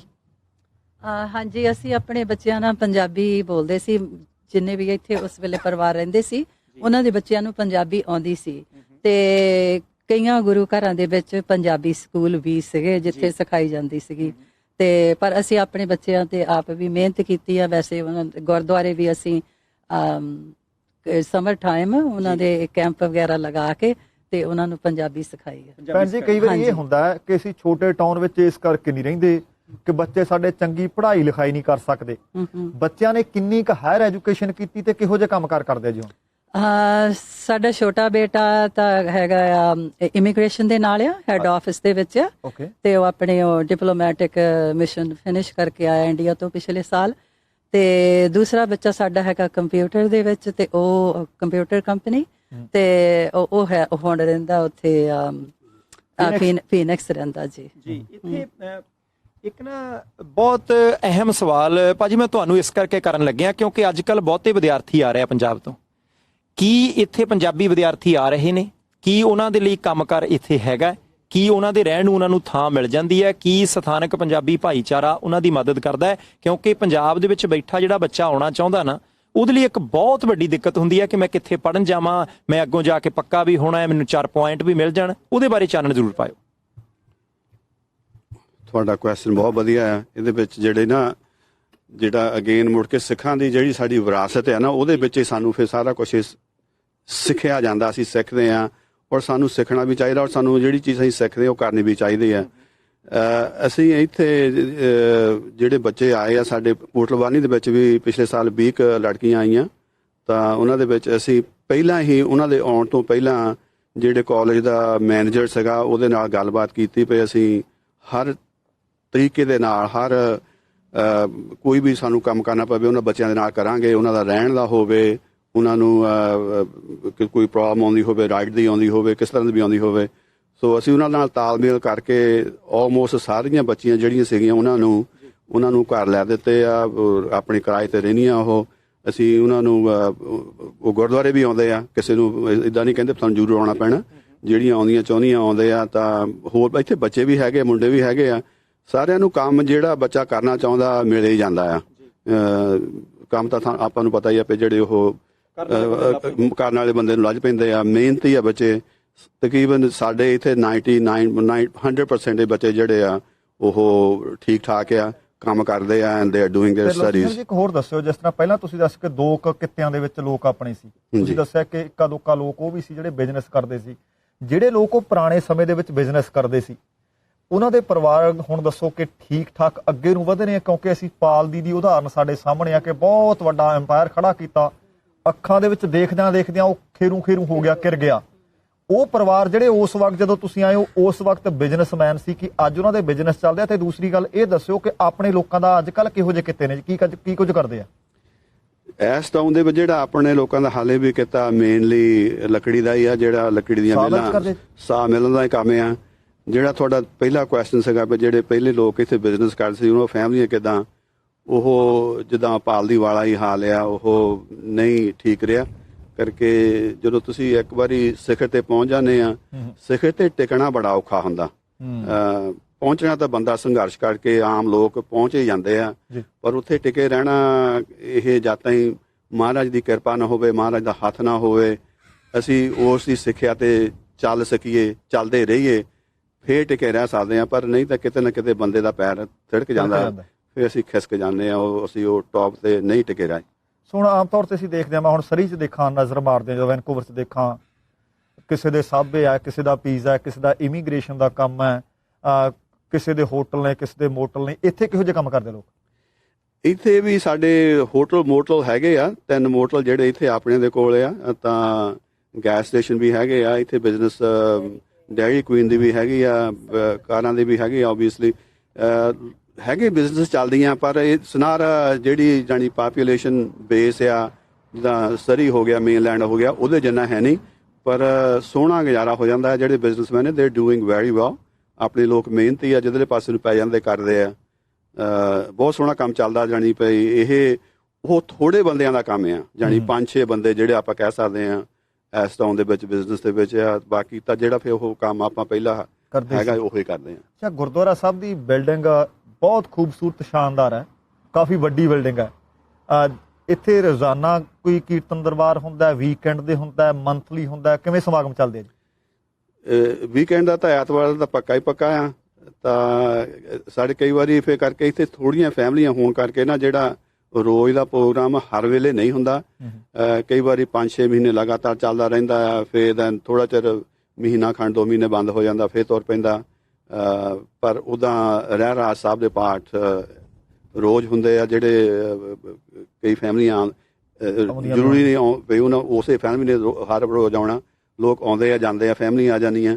ਤਾਂ ਪਰ ਜਿਹੜਾ ਰੋਜ਼ਾਨਾ ਪ੍ਰੋਗਰਾਮ ਹੈ, ਕਈ ਵਾਰੀ ਸਵੇਰ ਨੂੰ ਸਿਮਰਨ ਵੀ ਸਾਲ ਚੱਲਦਾ ਰਿਹਾ, ਉਹਦੇ ਬਾਅਦ ਫਿਰ ਅਗੇਨ ਮੁੜ ਕੇ ਉੱਥੇ ਆ ਜਾਂਦਾ ਵੀ ਥੋੜ੍ਹੀਆਂ ਫੈਮਲੀਆਂ ਹੋਣ ਕਰਕੇ ਜਿਹੜੇ ਆਪਣੇ ਘਰੇਲੂ ਕੰਮਾਂ ਦੇ ਵਿੱਚੋਂ ਕਈ ਵਾਰੀ ਨਹੀਂ ਨਿਕਲ ਹੁੰਦਾ, ਪਰ ਐਤਵਾਰ ਦਾ ਪ੍ਰੋਗਰਾਮ ਜਾਂ ਜਿਹੜੇ ਸਾਡੇ ਸਾਰੇ ਜਿੰਨੇ ਵੀ ਆਪਣੇ ਇਤਿਹਾਸਕ ਦਿਨ ਆਉਂਦੇ ਆ, ਗੁਰੂ ਮਹਾਰਾਜ ਦੇ ਪੁਰਬ ਆ, ਉਹ ਸਾਰੇ ਅਸੀਂ ਮਨਾਉਂਦੇ ਆ, ਸਾਰੇ ਚੰਗੀ ਤਰ੍ਹਾਂ ਮਹਾਰਾਜ ਦੀ ਕਿਰਪਾ ਨਾਲ ਚੱਲਦਾ ਹੈ। ਜੀ, ਤੁਸੀਂ ਇੱਕ ਗੱਲ ਇੱਥੇ ਹੁਣ ਜ਼ਰੂਰ ਦੱਸਿਓ, ਆਮ ਤੌਰ ਤੇ ਜਿਹੜਾ ਕੈਨੇਡਾ ਦਾ ਮੁੱਖ ਖੇਤਰ ਹੈਗਾ ਮੇਨਲੈਂਡ, ਜਿਹੜਾ ਕਈ ਵਾਰੀ ਭਾਈਚਾਰੇ ਨੇ ਤਰੱਕੀਆਂ ਬਹੁਤ ਕੀਤੀਆਂ, ਪਰ ਉੱਥੇ ਇੱਕ ਵੱਖਰੇ ਤਰ੍ਹਾਂ ਦੀ ਦੌੜ ਹੈ, ਇੱਕ ਇੱਛਾ ਅੱਗੇ ਵਧਣ ਦੀ, ਇੱਕ ਜਿਹੜੀ ਸਾਡੀ ਚਾਹਤ ਹੁੰਦੀ ਹੈ ਕਿ ਘਰ ਬਹੁਤ ਵੱਡਾ ਹੋਣਾ ਚਾਹੀਦਾ, ਕਾਰਾਂ ਵਧੀਆ ਹੋਣੀਆਂ ਚਾਹੀਦੀਆਂ, ਅਸੀਂ ਕਾਰੋਬਾਰਾਂ ਦੇ ਵਿੱਚ ਬਹੁਤ ਜ਼ਿਆਦਾ ਤਰੱਕੀ ਕਰੀਏ, ਬਹੁਤ ਲੰਬਾ ਸੰਘਰਸ਼, ਜਾਣੀ ਕਿ 12-12, 14-14, 15-15 ਘੰਟੇ ਵੀ ਜਾਣੀ ਕੰਮ ਦੇ ਵਿੱਚ ਆਪੋ ਆਪਣੇ ਕਾਰੋਬਾਰਾਂ 'ਚ ਲੱਗਦੇ ਆ। ਫਿਰ ਕਈ ਵਾਰੀ ਇਦਾਂ ਦੀਆਂ ਗਤੀਵਿਧੀਆਂ ਵੀ ਹੁੰਦੀਆਂ ਕਿ ਨਵੀਂ ਪੀੜ੍ਹੀ ਦੇ ਵਿੱਚੋਂ ਬਹੁਤ ਘੱਟ ਗਿਣਤੀ ਦੇ ਵਿੱਚ ਕਈ ਲੜਾਈ ਪੜ੍ਹਾਈ ਦੇ ਵਿੱਚ ਵੀ ਪੈ ਜਾਂਦੇ ਆ, ਨਸ਼ੇ ਪੱਤੇ ਵੀ ਕਈ ਵਾਰੀ ਫੜ ਹੋ ਜਾਂਦੇ ਆ। ਇੱਥੇ ਉਨੀ ਦੌੜ ਹੈ ਕਿ ਨਹੀਂ ਹੈ, ਉਧਰਲੇ ਪਾਸੇ ਨੂੰ ਤੁਰਨ ਦੀ ਕੋਈ ਗੱਲ ਤਾਂ ਨਹੀਂ? ਕੀ ਇੱਥੇ ਵੀ ਆਪਸ ਦੇ ਵਿੱਚ ਕਦੇ-ਕਦੇ ਕੋਈ ਲੜਾਈ ਝਗੜਾ ਹੋ ਜਾਂਦਾ ਜਾਂ ਸਾਰਾ ਕੁਝ ਠੀਕ ਚੱਲਦਾ ਜੀ? ਦੇਖੋ ਬਾਠ ਸਾਹਿਬ, ਇਹਦਾ ਪਹਿਲਾਂ ਇਹ ਜਵਾਬ ਦੇਣ ਉਹਦੇ ਤੋਂ ਪਹਿਲਾਂ ਆ ਕਾਰਾਂ ਵੱਲ ਮੈਂ ਚਾਹੁੰਦਾ ਕਿ ਕੈਮਰੇ ਵਾਲੇ ਆਪਣੇ ਨਜ਼ਰ ਮਾਰਨ। 3 ਕਾਰਾਂ ਪਾਰਕਿੰਗ ਲਾਟ 'ਚ ਖੜੀਆਂ ਨੇ, 3 ਜਰਮਨ ਮੇਡ ਨੇ, 2 ਮਰਸੀਡੀਜ਼ ਨੇ ਤੇ ਇੱਕ BMW ਹੈ। ਮੈਨੂੰ ਲੱਗਦਾ ਕਿ ਲਗਜ਼ਰੀ ਕਾਰਾਂ ਰੱਖਣ ਦੇ ਸ਼ੌਕੀਨ ਲੋਕ ਨੇ ਇੱਥੇ। ਸੋ ਮੈਨੂੰ ਲੱਗਦਾ ਕਿ ਠੀਕ ਹੈ, ਗੱਲ ਤੁਹਾਡੀ ਠੀਕ ਹੈ, ਪਰ ਆਪਾਂ ਜਦੋਂ ਤੁਰੇ ਸੀ ਤੇ ਗੱਲ ਇਹ ਕਰਦੇ ਸੀ ਕਿ ਚਾਹ ਤੇ ਲੱਡੂ ਜਿਹੜੇ ਜ਼ਰੂਰ ਚਾਹੀਦੇ ਆ। ਹੁਣ ਦੇਖੋ, ਜਦੋਂ ਗੁਰੂ ਦੇ ਘਰ ਆ ਜਾਈਏ ਜੀ, ਸਾਡੇ ਬਾਪ ਦਾ ਘਰ ਹੈ, ਆਪਾਂ ਇਹ ਆਖ ਸਕਦੇ ਹਾਂ ਕਿ ਇੱਥੇ ਤਾਂ ਇਸ ਚੀਜ਼ ਦੀ ਮੈਨੂੰ ਲੱਗਦਾ ਕੋਈ ਕਮਜ਼ੋਰੀ ਹੋਣੀ ਨਹੀਂ ਚਾਹੀਦੀ ਸੀ। ਆ ਲਓ ਜੀ, ਮੈਨੂੰ ਲੱਗਦਾ ਹੈ ਕਿ ਲੱਡੂ ਜਿਹੜੇ ਆ ਮੈਂ ਕੈਨੇਡਾ ਦੇ ਵਿੱਚ ਆਣ ਕੇ ਸ਼ਾਇਦ ਦੂਸਰੀ ਵਾਰੀ ਖਾਣ ਲੱਗਿਆ। ਅੱਛਾ, ਦੂਸਰੀ ਵਾਰੀ, ਜਾਨੀ ਅੱਜ ਤੁਹਾਡਾ ਬਹੁਤ ਧੰਨਵਾਦ। ਚਾਹ ਚਲੋ ਹੁਣ ਆ ਗਈ ਹੈ ਤੇ ਤੁਸੀਂ ਮਸਲਾ ਉਹ ਮਾੜੀ ਗੱਲ ਨਹੀਂ ਹੈ, ਜੇ ਕੋਈ ਵਧੀਆ ਕਾਰਾਂ ਲੈਂਦਾ ਬਹੁਤ ਵਧੀਆ ਗੱਲ ਹੈ। ਮੈਂ ਕਿਹਾ ਇੱਥੇ ਦਾ ਸਿਨੈਰੀਓ ਪਤਾ ਲੱਗ ਜਾਵੇ ਕੀ ਹੈ। ਬਿਲਕੁਲ, ਥੈਂਕ ਯੂ। ਪਹਿਲਾਂ ਸਭ ਤੋਂ ਪਹਿਲਾਂ ਮੈਨੂੰ ਚੇਤਾ ਨਾ ਭੁੱਲ ਜਾਵੇ, ਲੱਡੂਆਂ ਦਾ ਜ਼ਿਕਰ ਹੋ ਰਿਹਾ। ਅੱਛਾ, ਇਹ ਅਸੀਂ ਭਈ ਮੁੜ ਕੇ ਉੱਥੇ ਸਟੂਡੈਂਟ ਤੇ ਤੁਹਾਡੀ ਗੱਲ ਤੇ ਆਉਂਦੇ ਆ ਵੀ ਇਹ ਆਏ ਆ ਕੋਟਨੀ ਤੋਂ, ਆਏ ਆ ਕੋਟਨੀ ਤੋਂ ਬੱਚੇ ਜਿਹੜੇ ਨੇ ਸਕੂਲ ਵਾਲੇ ਆ, ਉਹਨਾਂ ਨੇ ਹੱਥੀਂ ਬਣਾ ਕੇ ਲਿਆਂਦੇ ਆ। ਵਾਹ, ਜਿਹੜੇ ਪੰਜਾਬ ਤੋਂ ਪੜ੍ਹਨ ਆਏ ਬੱਚੇ, ਉਹਨਾਂ ਨੇ ਹੱਥੀਂ ਬਣਾ ਕੇ ਲਿਆਂਦੇ ਆ। ਤਾਂ ਖਾਣੇ ਬਣਦੇ ਆ ਬਾਠ ਸਾਹਿਬ, ਇੱਕ ਤਾਂ ਜ਼ਰੂਰੀ ਬਣਦਾ। ਨਹੀਂ, ਮੈਂ ਤਾਂ ਦੇਖੋ ਤੁਸੀਂ ਜਿੰਨੇ ਖਾਣੇ ਖਾ ਲਓ, ਬਾਕੀ ਮੈਂ ਰੱਖ ਲੈਂਦਾ। ਜਿਹੜੇ ਕੋਟਨੀ ਨੂੰ ਇੱਥੋਂ ਕਾਰ ਦੇ ਵਿੱਚ 1.5 ਘੰਟਾ ਲਾਦਾ। ਅੱਛਾ, ਉੱਥੋਂ ਦੇਣ ਵੀ ਆਏ ਜੀ ਸਪੈਸ਼ਲ? ਹਾਂਜੀ, ਉਹ ਪ੍ਰੋਗਰਾਮ ਤੇ ਆਏ ਆ। ਹਾਂ, ਆ ਜਾਂਦੇ ਆ, 1.5 ਘੰਟਾ ਲਾ ਕੇ ਜਾਣਾ, 1.5 ਘੰਟਾ ਫਿਰ ਮੁੜ ਕੇ ਜਾਣਾ। ਇੱਥੇ ਸੇਵਾ ਵੀ ਕਰਾਉਂਦੇ ਆ।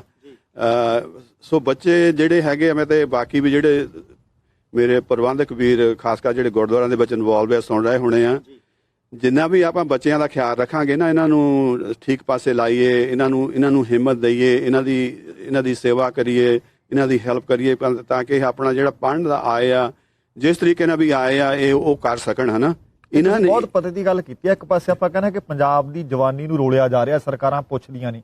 ਜੇ ਉਹ ਕਿਸੇ ਤਰੀਕੇ ਇੱਥੇ ਆ ਗਏ ਤੇ ਸਾਨੂੰ ਉਹਨਾਂ ਨੂੰ ਹਿੱਕ ਨਾਲ ਲਾਉਣਾ ਚਾਹੀਦਾ, ਵੱਧ ਤੋਂ ਵੱਧ ਮਦਦ ਕਰਨੀ ਚਾਹੀਦੀ ਹੈ।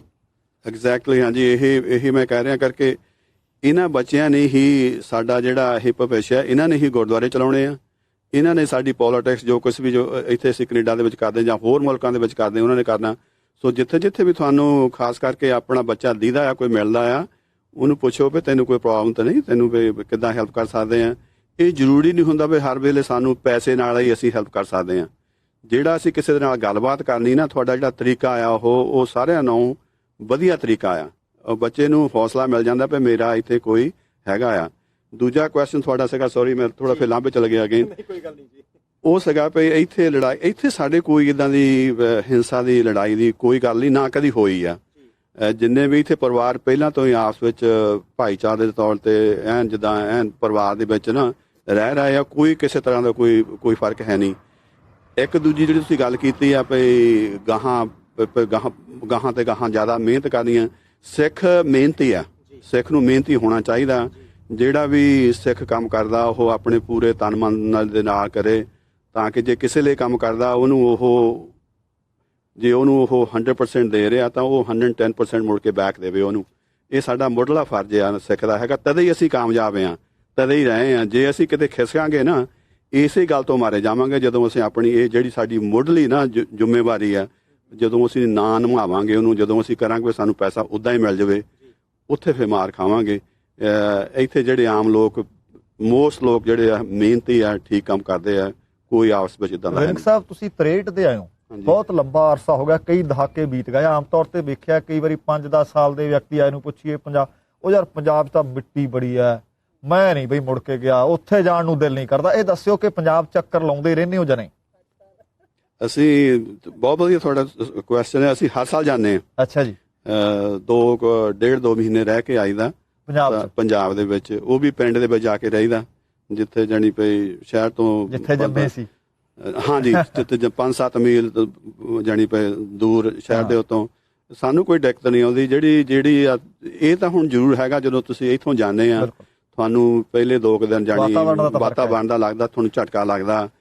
ਖਾਸ ਕਰਕੇ ਜਿਹੜੀ ਗਰੀਬੀ ਆ ਉਹ ਨਹੀਂ ਦੇਖੀ ਜਾਂਦੀ, ਜਿਹੜੀ ਨਾ ਉਹ ਜਦੋਂ ਤੁਹਾਨੂੰ ਆਉਂਦਾ ਤਾਂ ਤੁਸੀਂ ਥੋੜਾ ਜਿਹਾ ਤਾਂ ਝਟਕਾ ਲੱਗਦਾ। ਜਿਹੜਾ ਮਿੱਟੀ ਦਾ ਸਵਾਲ ਹੈ, ਉਹ ਤਾਂ ਮਿੱਟੀ ਤਾਂ ਪੰਜਾਬ ਦੀ ਆ, ਤੇ ਠੀਕ ਹੀ ਆ।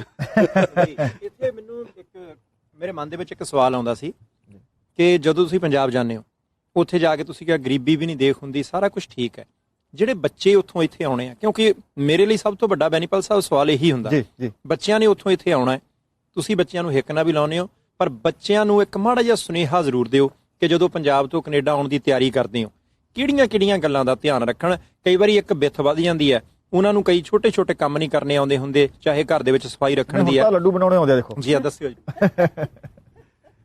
ਇਹ ਵੀ ਤੁਹਾਡੇ ਕੁਐਸਚਨ ਸਾਰੇ ਬਹੁਤ ਜ਼ਿਆਦਾ ਵਧੀਆ ਆ। ਜਿਹੜੇ ਦਰਸ਼ਕ ਵੀਰ ਦੇਖ ਰਹੇ ਆ, ਭੈਣਾਂ ਭਰਾ ਦੇਖ ਰਹੇ ਆ, ਉਹਨਾਂ ਨੂੰ ਵੀ ਕੁਛ ਨਾ ਕੁਛ ਸਿੱਖਣ ਨੂੰ ਮਿਲੂਗਾ ਇਹਦੇ ਵਿੱਚੋਂ।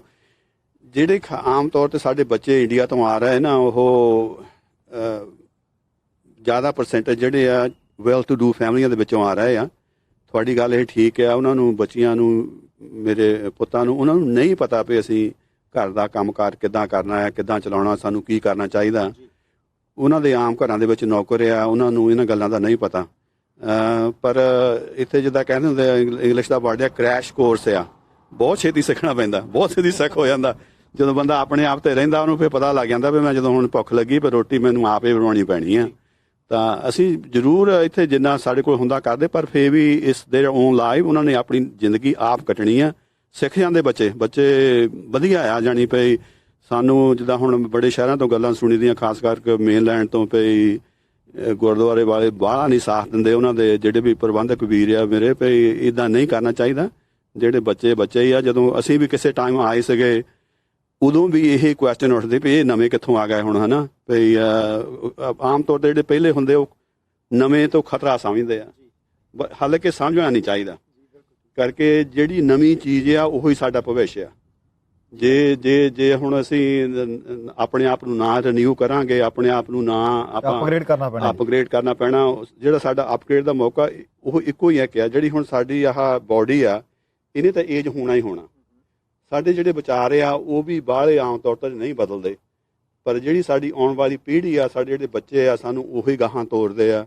ਅਸੀਂ ਉਹਨਾਂ ਨੂੰ, ਜੇ ਹੁਣ ਤੁਸੀਂ ਦਰਖਤ ਲਾਇਆ, ਉਹਨੂੰ ਪਾਣੀ ਨਹੀਂ ਦਿੰਦੇ, ਨਹੀਂ ਗੁੱਡਦੇ, ਨਹੀਂ ਉਹਨੂੰ ਢੇਰ ਪਾਉਂਦੇ, ਤਾਂ ਉਹ ਸੁੱਕ ਸੜ ਜਾਣਾ ਆ। ਹੁਣ ਸਾਡਾ ਇਹ ਫਰਜ਼ ਬਣਦਾ ਵੀ ਬੱਚੇ ਸਾਰਿਆਂ ਦੇ ਸਾਂਝੇ ਆ, ਜਿੰਨੇ ਵੀ ਬੱਚੇ ਹੈਗੇ ਆ, ਡਜ਼ਨਟ ਮੈਟਰ ਉਹ ਕਿਸੇ ਕੌਮ ਦਾ ਵੀ ਹੋਵੇ। ਸਾਨੂੰ ਜਿਹੜੇ ਖਾਸ ਕਰਕੇ ਜਿਹੜੇ ਸਿੱਖਾਂ ਦੇ ਬੱਚੇ ਸਾਡੇ ਆ ਰਹੇ, ਤਾਂ ਉਹਨਾਂ ਦਾ ਖਿਆਲ ਰੱਖਣਾ ਹੀ ਚਾਹੀਦਾ, ਨਹੀਂ ਲਾਂਭੇ ਹੋਣਾ ਚਾਹੀਦਾ। ਸੋ ਇਹਦੇ ਨਾਲ ਇੱਕ ਮੈਨੂੰ ਹੋਰ ਦੱਸਿਓ, ਜਦੋਂ ਆਪਾਂ ਖਾਸ ਕਰਕੇ ਪੋਰਟ ਲਬਰਨੀ ਦੀ ਜਾਂ ਇਸ ਵੈਨਕੂਵਰ ਆਈਲੈਂਡ ਦੀ ਗੱਲ ਕਰਦੇ ਹਾਂ, ਬਹੁਤ ਸਾਰੇ ਲੋਕ ਨੇ ਜਿਹੜੇ ਕੰਮਾਂ-ਕਾਰਾਂ ਦੀ ਭਾਲ ਦੇ ਵਿੱਚ ਪਹਿਲਾਂ ਆਏ, ਖਾਸ ਕਰਕੇ ਸਾਡੇ ਬਜ਼ੁਰਗ ਇਹਨਾਂ ਇਲਾਕਿਆਂ ਦੇ ਵਿੱਚ ਖਾਸ ਕਰਕੇ ਜ਼ਿਆਦਾ ਵਸੇ। ਹੌਲੀ-ਹੌਲੀ ਕਰਕੇ ਕੰਮਕਾਰ ਜਾਂ ਮਿੱਲਾਂ ਦੇ ਕੰਮ ਘਟਦੇ ਗਏ, ਇੱਥੋਂ ਬਾਹਰ ਨੂੰ ਉੱਠ ਕੇ ਚਲੇ ਜਾਂਦੇ ਰਹੇ। ਮੈਨੂੰ ਇਹ ਦੱਸਿਓ ਕਿ ਸਭ ਤੋਂ ਵੱਧ ਜਦੋਂ ਇੱਥੇ ਪੀਕ ਆਈ ਕਦੇ, ਤੇ ਘਰ ਕਿੰਨੇ ਕੁ ਮਹਿੰਗੇ ਹੋਏ, ਤੇ ਅੱਜ ਜੇਕਰ ਕਿਸੇ ਨੇ ਨਵੀਂ ਜ਼ਿੰਦਗੀ ਸ਼ੁਰੂਆਤ ਕਰਨੀ ਹੈ, ਆਮ ਤੌਰ ਤੇ ਆਪਾਂ ਦੇਖਦੇ ਹਾਂ ਕਿ ਆਪਾਂ ਨੂੰ ਜਿੰਨੀ ਕੁ ਗੁਜ਼ਾਰੇ ਜੋਗਾ ਪਹਿਲਾ ਘਰ ਚਾਹੀਦਾ ਹੁੰਦਾ, ਉਹਨਾਂ ਦੀ ਕੀਮਤ ਕਿੰਨੀ? ਕਿਉਂਕਿ ਬਹੁਤ ਸਾਰੇ ਲੋਕ ਨੇ, ਅਸੀਂ ਵੇਖਦੇ ਹਾਂ ਸਰੀ ਦੇ ਵਿੱਚ ਜਾਂ ਲੋਅਰ ਮੇਨਲੈਂਡ ਦੇ ਵਿੱਚ ਜਦੋਂ ਘਰ ਲੈਂਦੇ ਆ, ਸਾਰੀ ਉਮਰ ਬਸ ਉਹ ਕੋਲੂ ਦੇ ਬੈਲ ਵਾਂਗ ਜੁੜੇ ਰਹਿੰਦੇ ਆ, ਉਹ ਕਿਸ਼ਤਾਂ ਹੀ ਪੂਰੀਆਂ ਨਹੀਂ ਹੁੰਦੀਆਂ ਜਦ ਤੱਕ ਗੋਡੇ ਗਿੱਟੇ ਜਵਾਬ ਦੇ ਜਾਂਦੇ ਆ। ਜੇ ਜ਼ਿੰਦਗੀ ਦੇ ਸਫ਼ਰ ਦੀ ਸ਼ੁਰੂਆਤ ਕਰਨੀ ਹੈ, ਘਰ ਦੀ ਕੀਮਤ ਅੱਜ ਕਿੰਨੀ ਕੁ, ਕਿਸੇ ਵੇਲੇ ਮਹਿੰਗੀ ਹੋ ਕੇ ਕਿੱਥੇ ਤੱਕ ਜਾ ਪਹੁੰਚੀ ਸੀ? ਹਾਂਜੀ, 63 ਚ ਕਿੰਨੇ ਕੁ ਸੀ ਜਿਹੜਾ ਲਿਆ ਸੀ ਤੁਸੀਂ? ਜੀ ਪਹਿਲਾਂ ਕਿੰਨੇ ਦਾ ਲਿਆ ਸੀ ਜੀ? ਹਾਂਜੀ, ਡੈਡ ਨੇ ਉਹ ਪਹਿਲਾ ਘਰ ਜਿਹੜਾ ਸਾਡੇ ਫਾਦਰ ਨੇ ਲਿਆ ਸੀ 5500 ਦਾ ਸੀਗਾ। ਉਹਦੇ ਵਿੱਚ ਜਿਹੜਾ ਸੀਗਾ ਉਹਦੇ ਨਾਲ ਮੈਂ ਜਿਹੜੀ ਪਹਿਲੀ ਲਾਟ ਲਈ ਆ ਘਰ ਲੈ ਲਿਆ ਸੀ ਇਹਨਾਂ ਨੇ। ਹਾਂਜੀ, ਪਹਿਲੀ ਲਾਟ ਲਈ ਆ। Thank you very much. ਹਾਂਜੀ ਥੈਂਕ ਯੂ ਬੇਟਾ, ਥੈਂਕ ਯੂ। ਪਹਿਲਾ 5500 ਦਾ, 5500 ਦਾ ਪਹਿਲੀ ਲਾਟ ਜਿਹੜੀ ਲਈ ਸੀ ਮੈਂ, ਉਹ 1700 ਦੀ ਸੀ, ਜਿੱਤ ਘਰ ਬਣਦਾ ਹੁੰਦਾ। ਸਿਰਫ 1700 ਦੀ ਜਿਹੜਾ ਪਹਿਲਾ ਘਰ ਬ੍ਰੈਂਡ ਨਿਊ ਲਿਆ ਸੀਗਾ ਉਹ ਸੀਗਾ 17,000 ਦਾ। ਇਹ ਕਿਹੜੇ ਸਾਲ ਦੀ ਗੱਲ ਕਰਦੇ ਹੋ ਤੁਸੀਂ? ਅਸੀਂ ਕਰ ਰਹੇ ਹਾਂ ਇਹ ਪ੍ਰੋਬਬਲੀ ਅਬਾਊਟ 76 77। ਓਕੇ 17,000 ਦਾ ਘਰ। ਐਮਰਜੈਂਸੀ ਦੇ ਵੇਲੇ ਲੇਟ ਆਪਾਂ ਕਹਿ ਸਕਦੇ 70s। ਹਾਂਜੀ ਹਾਂ, ਲੇਟ 70s। Yes. ਤਾਂ ਫਿਰ ਇੱਥੇ ਘਰ ਅਪ ਟੂ 90s ਤਾਈਂ 85 ਮੱਧ 80 ਦੇ ਤਾਈਂ 35-40 ਹਜ਼ਾਰ ਦਾ ਘਰ ਸੋਹਣਾ ਬਣ ਜਾਂਦਾ ਸੀ ਜੇ ਤੁਸੀਂ ਆਪ ਬਣਾਉਣਾ। ਦੇ ਬੜੇ ਬਣਾਏ ਸੀ 1.5 ਲੱਖ ਦਾ ਘਰ ਮਿਲ ਜਾਂਦਾ ਸੀ। ਅੱਛਾ ਜੀ। ਪਰ 90 ਤੋਂ ਬਾਅਦ ਥੋੜਾ ਜਿਹਾ ਮਹਿੰਗਾਈ ਹੋਈ ਆ, ਤਕਰੀਬਨ 2000 ਤਾਈਂ। ਅੱਛਾ ਜੀ। ਉਹਦੇ ਵਿੱਚ ਜਿਹੜੇ ਸਸਤੇ ਘਰ ਸੀ ਨਾ, ਉਹ ਜਿਹੜੇ ਬਾਹਰਲੇ ਸੀਗੇ ਲੋਕ, ਰੀਅਲ estate ਵਾਲੇ ਕਹਿ ਲਓ, ਜਾਂ ਜਿਹੜੇ ਲੋਕ ਪੈਸਾ ਲਾ ਕੇ ਵਧਾਉਣਾ ਚਾਹੁੰਦੇ ਆ ਮੇਨਲੈਂਡ ਤੋਂ ਆ ਕੇ, ਉਹਨਾਂ ਨੇ ਜਿਹੜੇ ਸਸਤੇ ਘਰ ਸੀ ਉਹ ਲੈ ਕੇ ਉਹਨੂੰ ਰੈਨੋਵੇਟ ਕਰਕੇ ਫਿਰ ਮਹਿੰਗੇ ਵੇਚੇ। ਜਿਹੜਾ ਘਰ 1.5 ਲੱਖ ਦਾ ਆਉਂਦਾ ਸੀਗਾ ਉਹੀ ਘਰ ਅੱਜ 2.5 ਲੱਖ ਦਾ 3 ਲੱਖ ਦਾ ਹੋਇਆ। ਸੋ ਉਹ ਘਰ ਦੇ ਵਿੱਚ ਬਦਲਿਆ ਕੁਛ ਨਹੀਂ, ਪਰ ਬਾਹਰਲੇ ਜਿਹੜੀ ਪੋਰਟਲ ਬਾਣੀ ਤੋਂ ਬਾਹਰ ਜਿਹੜੇ ਲੋਕ ਇਨਵੈਸਟ ਕਰਦੇ ਆ ਉਹਨਾਂ ਦੇ ਕਰਕੇ ਇੱਥੇ ਘਰਾਂ ਦੀਆਂ ਪ੍ਰਾਈਸਾਂ ਵਧੀਆ, ਨਹੀਂ ਤਾਂ ਨਹੀਂ। ਅੱਜ ਘਰ ਕਿੰਨੇ ਕੁ ਦਾ? ਅੱਜ 2.5 ਲੱਖ ਦੇ ਆਗਾਜ਼ ਅੱਜ ਜਿਹੜਾ ਕੋਈ ਸਸਤਾ ਜੀ? ਨਹੀਂ 3 ਲੱਖ ਦੇ ਲਾਗੇ ਛਾਗੇ ਜਿਹੜਾ ਘਰ ਆ ਤੁਹਾਨੂੰ ਉਹ ਜਿਹੜਾ ਮੀਡੀਅਮ ਜਿਹਾ ਉਹ ਬਣਦਾ ਹੈ। ਜੇ ਤੁਸੀਂ ਆਪ ਬਣਾਉਣਾ ਆ, ਸੋਹਣਾ ਬਣਾਉਣਾ ਆ, ਤੁਹਾਡਾ ਉਹ 4 ਲੱਖ ਲੱਗ ਜਾਂਦਾ, then you get a brand new. ਅੱਛਾ ਜੀ। ਮੇਰਾ ਸਵਾਲ ਹੁਣ ਬੈਨੀਪਾਲ ਸਾਹਿਬ, ਮੈਨੂੰ ਲੱਗਦਾ ਕਿ ਸਮਾਂ ਬਹੁਤ ਛੇਤੀ ਭੱਜ ਜਾਣਾ ਅੱਜ ਕਿਉਂਕਿ ਸਾਰੇ ਦਰਸ਼ਕਾਂ ਦੇ ਲਈ ਵੀ ਪ੍ਰੋਗਰਾਮ ਇੱਕ ਵੱਖਰੇ ਤਰ੍ਹਾਂ ਦਾ ਹੋ ਸਕਦਾ। ਤੁਸੀਂ ਟਿੱਪਣੀਆਂ ਜ਼ਰੂਰ ਕਰਿਓ ਜੇ ਕੈਨੇਡਾ ਦੇ ਵਿੱਚ ਰਹਿੰਦੇ ਹੋ ਤਾਂ ਇਸ ਇਲਾਕੇ ਦੇ ਵਿੱਚ, ਇਸ ਆਈਲੈਂਡ ਦੇ ਵਿੱਚ ਆਉਣ ਦਾ ਮੌਕਾ ਕਦੇ ਮਿਲਿਆ ਕਿ ਨਹੀਂ ਮਿਲਿਆ। ਪਰ ਸੋਹਣਾ ਬਹੁਤ ਹੈ, ਖੂਬਸੂਰਤ ਬਹੁਤ ਹੈ, ਜਾਣੀ ਕਮਾਲ ਹੋਈ ਪਈ ਹੈ। ਹੁਣ ਮੇਰੇ 2 ਸਵਾਲ ਇਕੱਠੇ ਨੇ। 2 ਸਵਾਲ ਇਕੱਠੇ ਇਸ ਕਰਕੇ ਆ, ਪਹਿਲੀ ਗੱਲ ਕਿ ਕਾਮਾਗਾਟਾ ਮਾਰੂ, ਉਹ ਸ਼ਬਦ ਜਦੋਂ ਆਪਾਂ ਸੁਣਦੇ ਆ ਤਾਂ ਬਹੁਤ ਸਾਰੀਆਂ ਚੀਜ਼ਾਂ ਨਾਲ ਸੰਬੰਧਿਤ ਹੁੰਦੀਆਂ। ਵੈਨਕੂਵਰ ਜਿਹੜਾ ਮੇਨਲੈਂਡ ਦੇ ਵਿੱਚ ਹੈ, ਉੱਥੇ ਤਾਂ ਬਹੁਤ ਸਾਰੇ ਸਮਾਗਮ ਵੀ ਹੁੰਦੇ, ਬਹੁਤ ਕੁਝ ਹੁੰਦਾ, ਪਰ ਜਦੋਂ ਇਹ ਸ਼ਬਦ ਤੁਹਾਡੇ ਜ਼ਿਹਨ ਦੇ ਵਿੱਚ ਆਉਂਦਾ ਹੈ, ਤੁਹਾਡੇ ਕੰਨਾਂ ਦੇ ਵਿੱਚ ਪੈਂਦਾ, ਤੇ ਉਦੋਂ ਕੀ ਮਹਿਸੂਸ ਹੁੰਦਾ? ਜਿਹੜਾ ਪੰਜਾਬੀ ਭਾਈਚਾਰਾ ਇੱਥੇ ਵਸਿਆ, ਕਦੇ ਚੇਤੇ ਕੀਤਾ ਜਾਂਦਾ ਸਾਲ ਦੇ ਕਿਸੇ ਦਿਨ, ਜਾਂ ਕੀ ਮਾਹੌਲ ਹੈ ਜੀ? ਕਾਮਾਗਾਟਾ ਮਾਰੂ ਜਿਹੜਾ ਜਦੋਂ ਵੀ ਕੋਈ ਸਿੱਖ ਇਹ ਲਫ਼ਜ਼ ਸੁਣਦਾ ਹੈ ਨਾ, ਖਾਸ ਕਰ ਜਿਹੜਾ ਕੈਨੇਡਾ ਦੇ ਵਿੱਚ ਰਹਿੰਦਾ, ਜੇ ਉਹਦੇ ਲੂ ਕੰਡੇ ਨਹੀਂ ਖੜੇ ਹੁੰਦੇ ਨਾ, ਤਾਂ ਮੈਂ ਤਾਂ ਕਹੂੰਗਾ ਭਈ ਸਮਥਿੰਗ ਇਜ਼ ਰੋਂਗ। ਕਰਕੇ ਜਿਹੜੀ ਸਾਡੀ ਨਾ ਮੁੱਢਲੀ ਜਿਹੜਾ ਸਾਡਾ ਮੁੱਢਾ ਹੀ ਵੱਜਾ ਆ, ਉਸ ਟਾਈਮ ਤੋਂ ਵੱਜਾ। ਥੋੜੇ ਲੋਕ ਉੱਥੋਂ ਪਹਿਲਾਂ ਵੀ ਸੀਗੇ, ਪਰ ਜਿਹੜਾ ਅਗੇਨ ਆਪਾਂ ਮੁੜ ਕੇ ਉਹ ਰੇਸਿਜ਼ਮ ਤੇ ਆ ਜਾਂਦੇ ਆ। ਜਿਹੜਾ ਇਹਨਾਂ ਨੇ ਕਾਨੂੰਨ ਹੀ ਬਣਾਇਆ ਸੀ ਪਹਿਲਾਂ ਤਾਂ ਉਹੀ ਗਲਤ ਸੀਗਾ, ਭਈ ਇੰਡੀਆ ਤੋਂ ਹੀ ਜਿਹੜਾ ਸ਼ਿਪ ਆ ਉਹ ਆਵੇ, ਇੱਥੇ ਆਵੇ, ਤਾਂ ਉਹਨੂੰ ਅਸੀਂ ਲੱਗਣ ਦੇਵਾਂ, ਨਹੀਂ ਲੱਗਣ ਦੇਣਾ। ਇਹਦੇ ਤਹਿਤ ਹੀ ਉਹ ਨਹੀਂ ਸੀ ਲੱਗਣ ਦਿੱਤਾ ਗਿਆ, ਹੈ ਨਾ।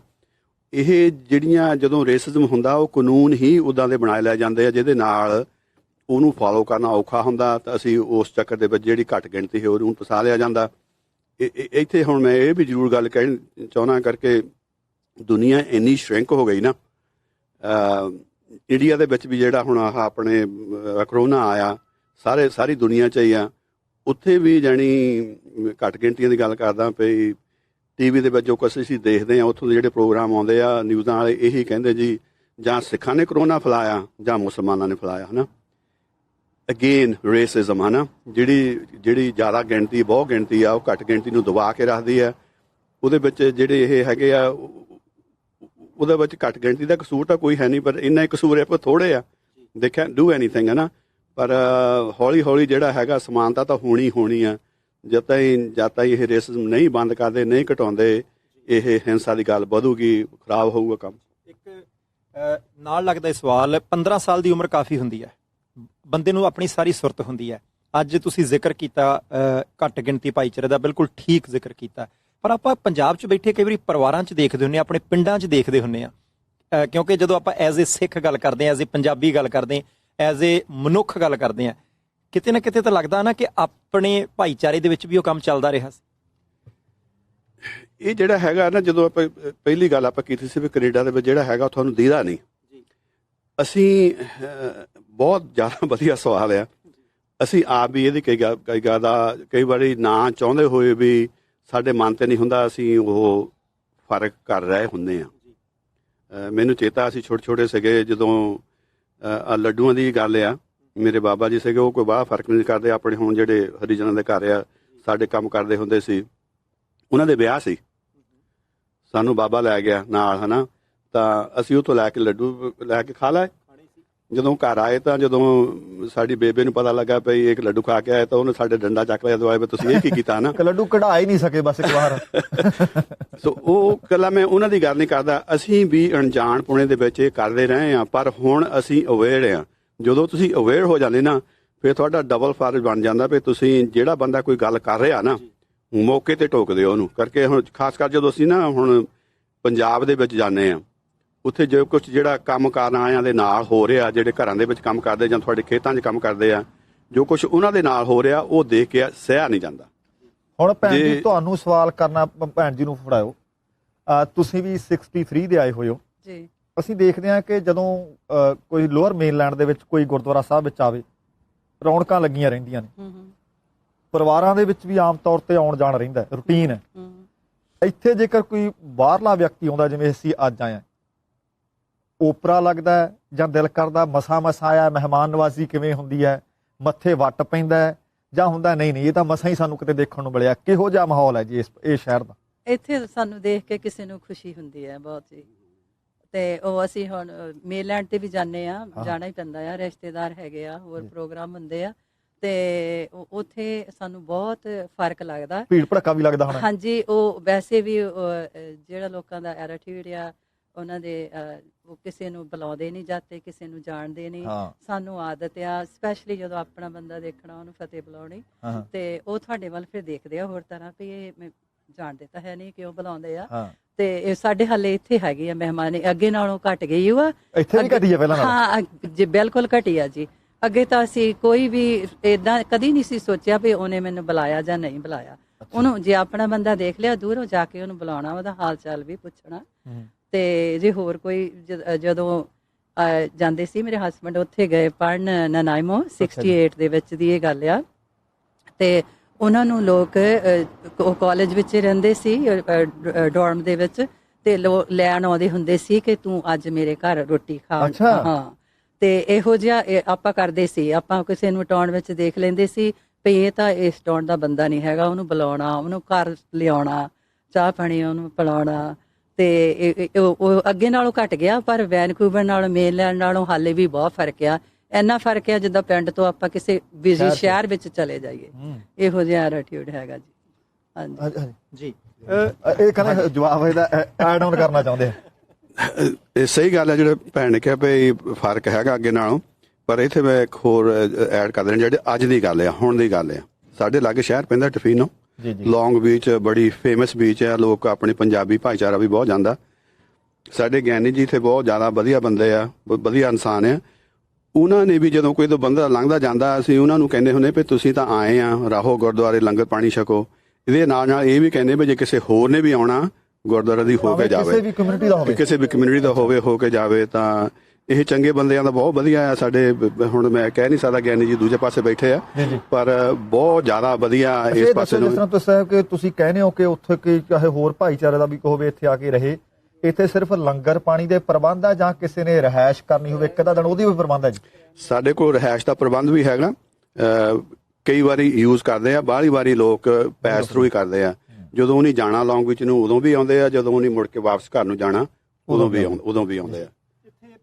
ਹੁਣ ਇੱਕ ਹੋਰ ਸਵਾਲ ਜਿਹੜਾ ਸਾਰਿਆਂ ਦੇ ਲਈ ਆ ਕਿ ਜਦੋਂ ਤੁਸੀਂ ਆਏ ਜਾਂ ਤੁਹਾਡੇ ਤੋਂ ਪਹਿਲਾਂ 1895-96 ਵਾਲੇ ਜਿਹੜੇ ਪੰਜਾਬੀ ਭਾਈ ਇੱਥੇ ਆਏ, ਉਦੋਂ ਦੀਆਂ ਦਿੱਕਤਾਂ ਤੇ ਅੱਜ ਦੇ ਇਸ ਆਈਲੈਂਡ ਦੀਆਂ ਦਿੱਕਤਾਂ ਦੇ ਵਿੱਚ ਕੀ ਫਰਕ ਹੈ, ਜਾਣੀ ਰਹਿਣ ਸਹਿਣ ਦੇ ਵਿੱਚ, ਸਹੂਲਤਾਂ ਦੇ ਪੱਖ ਤੋਂ? ਕਿਉਂਕਿ ਕਈ ਵਾਰੀ ਜਿਹੜਾ ਬੰਦਾ ਨਵਾਂ ਆਉਂਦਾ ਨਾ ਉਹਨੂੰ ਐਂ ਲੱਗਦਾ ਕਿ ਬਹੁਤ ਦਿੱਕਤਾਂ ਨੇ, ਪਰ ਹੋ ਸਕਦਾ ਤੁਹਾਡੇ ਸਮੇਂ ਤੇ ਬਹੁਤ। ਹੁਣ ਇੱਕ ਸਵਾਲ ਇਹ ਹੈ, ਤੇ ਦੂਸਰਾ ਸਵਾਲ ਨਾਲ ਲੱਗਦਾ ਸਿੱਖ ਭਾਈਚਾਰੇ ਤੋਂ ਬਿਨਾਂ ਹੋਰ ਬਹੁਤ ਸਾਰੇ ਪੰਜਾਬੀ ਹਿੰਦੀ ਭਾਸ਼ਾ ਬੋਲਣ ਵਾਲੇ ਲੋਕ ਵੀ ਇੱਥੇ ਹੋਣਗੇ, ਆਪਸ ਦੇ ਵਿੱਚ ਸਾਰਿਆਂ ਦਾ ਮਿਲਵਰਤਨ ਕਿੱਦਾਂ ਦਾ?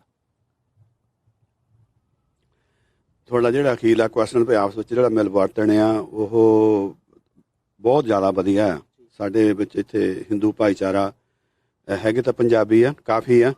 ਜਿੰਨੇ ਕੁ ਪੰਜਾਬੀ ਬੋਲਣ ਵਾਲੇ ਆ ਉਹ ਹਿੰਦੀ ਤਾਂ ਨਹੀਂ ਬੋਲਦੇ, ਪੰਜਾਬੀ ਬੋਲਦੇ ਆ, ਪਰ ਫਿਰ ਵੀ ਆਪਾਂ ਨੂੰ ਆਇਡੈਂਟੀਫਾਈ ਤਾਂ ਕਰਨਾ ਪਊਗਾ ਨਾ, ਹਿੰਦੂ ਜਾਂ ਸਿੱਖ ਕਹਿ ਕੇ। ਉਹਦੇ ਵਿੱਚ ਬਹੁਤ ਵਧੀਆ ਸਾਡੇ ਸੰਬੰਧ ਆ, ਕੋਈ ਇੱਦਾਂ ਦੀ ਕੋਈ ਖਾਸ ਨਹੀਂ ਆਉਂਦਾ। ਦੂਜੀ ਜਿਹੜੀ ਤੁਸੀਂ ਦਿੱਕਤ ਦੀ ਗੱਲ ਪੁੱਛੀ ਨਾ ਵੀ ਉਦੋਂ ਕੀ ਪ੍ਰੋਬਲਮ ਸੀਗੀਆਂ, ਹੁਣ ਕੀ ਪ੍ਰੋਬਲਮ ਆ? ਜਿਹੜੀ ਪ੍ਰੋਬਲਮ ਆ ਬਾਰੀ ਬਾਰੀ ਸਾਡੇ ਮਨ 'ਚ ਹੀ ਹੁੰਦੀ ਆ। ਜਿਹੜੇ ਪਹਿਲੇ ਲੋਕ ਸਾਡੇ ਆਏ ਸੀ, ਸਾਡੇ ਬਜ਼ੁਰਗ ਆਏ ਸੀ, ਉਹ ਤਾਂ ਪ੍ਰੋਬਲਮ ਉਹ ਤਾਂ 100% ਰੀਅਲ ਸੀਗੀ ਕਰਕੇ ਪੰਜਾਬ ਵਿੱਚ ਜ਼ਮੀਨਾਂ ਵੰਡ ਹੋਈ ਜਾਂਦੀਆਂ ਸੀਗੀਆਂ।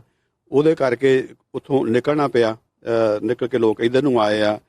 ਉਹ ਰੀਅਲ ਸੀਗਾ, ਰੋਟੀ ਲਈ ਬਾਹਰੋਂ ਨਿਕਲੇ, ਘਰ ਨੂੰ ਨਿਕਲੇ ਆ। ਜਿਹੜੀਆਂ ਹੁਣ ਸਾਡੀਆਂ ਦਿੱਕਤਾਂ, ਜਿਨ੍ਹਾਂ ਨੂੰ ਅਸੀਂ ਦਿੱਕਤ ਕਹਿ ਲੈਂਦੇ, ਕੋਈ ਦਿੱਕਤ ਕੋਈ ਹੈ ਨਹੀਂ, ਅਸੀਂ ਆਪ ਹੀ ਕ੍ਰੀਏਟ ਕਰਦੇ ਹਾਂ। ਪਰਮਾਤਮਾ ਨੇ ਸਭ ਕੁਝ ਦਿੱਤਾ ਹੈ ਨਾ, ਮੈਨ ਮੇਡ ਆ ਕਰਕੇ ਅਸੀਂ ਸਾਡੀ ਜਿਹੜੀ ਤਮਾ ਹੈ ਉਹ ਮੁੱਕਦੀ ਨਹੀਂ। ਕਰਕੇ ਜਿਹੜਾ ਹੁਣ ਰੋਟੀ ਪਾਣੀ ਦਾ ਜਿਹੜਾ ਸਾਡੇ 3 ਮਸਲੇ ਆ ਨਾ, ਉਹ ਤਾਂ ਹੱਲ ਹੋਏ ਹੋ। ਹੁਣ ਜਿਹੜਾ ਦੂਜਾ ਮਸਲਾ ਹੈ, ਉਹ ਮਸਲਾ ਨਹੀਂ ਚਾਹੀਦਾ। ਜੇ ਤੁਹਾਡੇ ਕੋਲ ਕੋਈ ਮਸਲਾ ਹੈਗਾ ਆ, ਤੁਹਾਨੂੰ ਸਿੱਖੀ ਦਾ ਚਾਹੀਦਾ, ਤੁਹਾਨੂੰ ਆਪਣੇ ਭਾਈਚਾਰੇ ਦਾ ਚਾਹੀਦਾ ਵੀ ਇਹਦਾ ਭਵਿੱਖ ਜਿਹੜਾ ਆ ਕਿੱਧਰਲੇ ਪਾਸੇ ਨੂੰ ਜਾ ਰਿਹਾ, ਕੀ ਹੋ ਰਿਹਾ, ਔਰ ਉਹਦੇ ਤਰੀਕੇ ਸੋਚਣੇ ਚਾਹੀਦੇ ਆ। ਜ਼ਰੂਰ ਕੋਈ ਨਾ ਕੋਈ ਹੱਲ ਟੋਲਣਾ ਚਾਹੀਦਾ। ਜਿਹੜੇ ਬੰਦੇ ਖਾਸ ਕਰਕੇ ਕਿਸੇ ਨਾ ਕਿਸੇ ਉਹਦਾ ਕਹਿ ਲਓ ਕਿਸੇ ਪ੍ਰਬੰਧ ਦੇ ਵਿੱਚ ਬੈਠੇ ਆ ਜਾਂ ਕੁਛ ਕਰ ਸਕਦੇ ਆ, ਜੇ ਉਹੋ ਹੀ ਅੱਖਾਂ ਮੀਟ ਕੇ ਸਿਰਫ ਖੋਪੇ ਲਾ ਕੇ ਇੱਕੋ ਹੀ ਪਾਸੇ ਨੂੰ ਤੁਰੀ ਜਾਣ, ਉਹ ਬਿਲਕੁਲ ਗੱਲ ਗਲਤ ਆ। ਉਹਨਾਂ ਨੂੰ ਪ੍ਰਬੰਧ ਦੇ ਵਿੱਚ ਆ ਕੇ ਮੋਹਰੇ ਹੋ ਕੇ ਇਹਨਾਂ ਦੇ ਚੀਜ਼ਾਂ ਦੇ ਹੱਲ ਟੋਲਣੇ ਚਾਹੀਦੇ ਆ। ਕਿੱਧਰ ਨੂੰ ਜਾ ਰਹੀ ਹੈ ਜ਼ਿੰਦਗੀ। ਸਮਾਂ ਸਰਦਾਰ ਸਾਹਿਬ ਮੁੱਕਦਾ ਜਾਂਦਾ। ਮੈਂ ਛੋਟਾ ਸਵਾਲ ਕਰੂੰਗਾ, ਛੋਟਾ ਹੀ ਉੱਤਰ ਦਿਓ। ਪੰਜਾਬੀ ਤੇ ਭਾਰਤੀ ਭਾਈਚਾਰਾ ਇੱਥੋਂ ਦੇ ਲੋਕਲ ਲੋਕਾਂ ਦੇ ਨਾਲ, ਲੋਕਲ ਪ੍ਰਬੰਧ ਦੇ ਵਿੱਚ ਕੋਈ ਈਵੈਂਟ ਹੁੰਦਾ ਜਾਂ ਕੋਹਰ ਹੁੰਦਾ, ਵੱਧ ਚੜ ਕੇ ਹਿੱਸਾ ਲੈਂਦਾ ਜਾਂ ਟੁੱਟ ਕੇ ਰਹਿੰਦੇ ਹੋ? ਪਹਿਲਾਂ ਤੋਂ ਉਹੀ ਮੁੜ ਕੇ ਗੱਲ ਪਹਿਲੀ ਤੋਂ ਆਉਂਦੀ ਹੈ, ਸਿੱਖਾਂ ਤੇ ਆਉਂਦੀ ਹੈ, ਸਿੱਖੀ ਤੇ ਆਉਂਦੀ ਹੈ। ਜਿਹੜਾ ਅਸੀਂ ਇੱਥੇ ਈਥੀਓਪੀਆ ਤੋਂ ਗੋਰਿਆਂ ਦੇ ਚਰਚ ਨੇ ਕੀਤੇ ਸੀਗੇ, ਉੱਥੋਂ ਉਹਨਾਂ ਨੂੰ ਇੱਥੇ ਲਿਆਂਦਾ, ਅਡਾਪਟ ਕਰਕੇ ਉਹਨਾਂ ਨੂੰ ਇਮੀਗ੍ਰੇਸ਼ਨ ਦਵਾਈ, ਹੈ ਨਾ, ਜਿਵੇਂ ਅਫਗਾਨਿਸਤਾਨ ਤੋਂ ਸਿੱਖਾਂ ਨੂੰ ਲਿਆਂਦਾ। ਹਾਂ, ਉਹ ਆਏ ਸੀਗੇ। ਉਹਨਾਂ ਦੇ ਕੋਲ ਪੂਰੇ ਪੈਸੇ ਹੈ ਨਾ ਸੀ ਉਹ ਪ੍ਰਬੰਧ ਕਰਨੇ ਨੂੰ।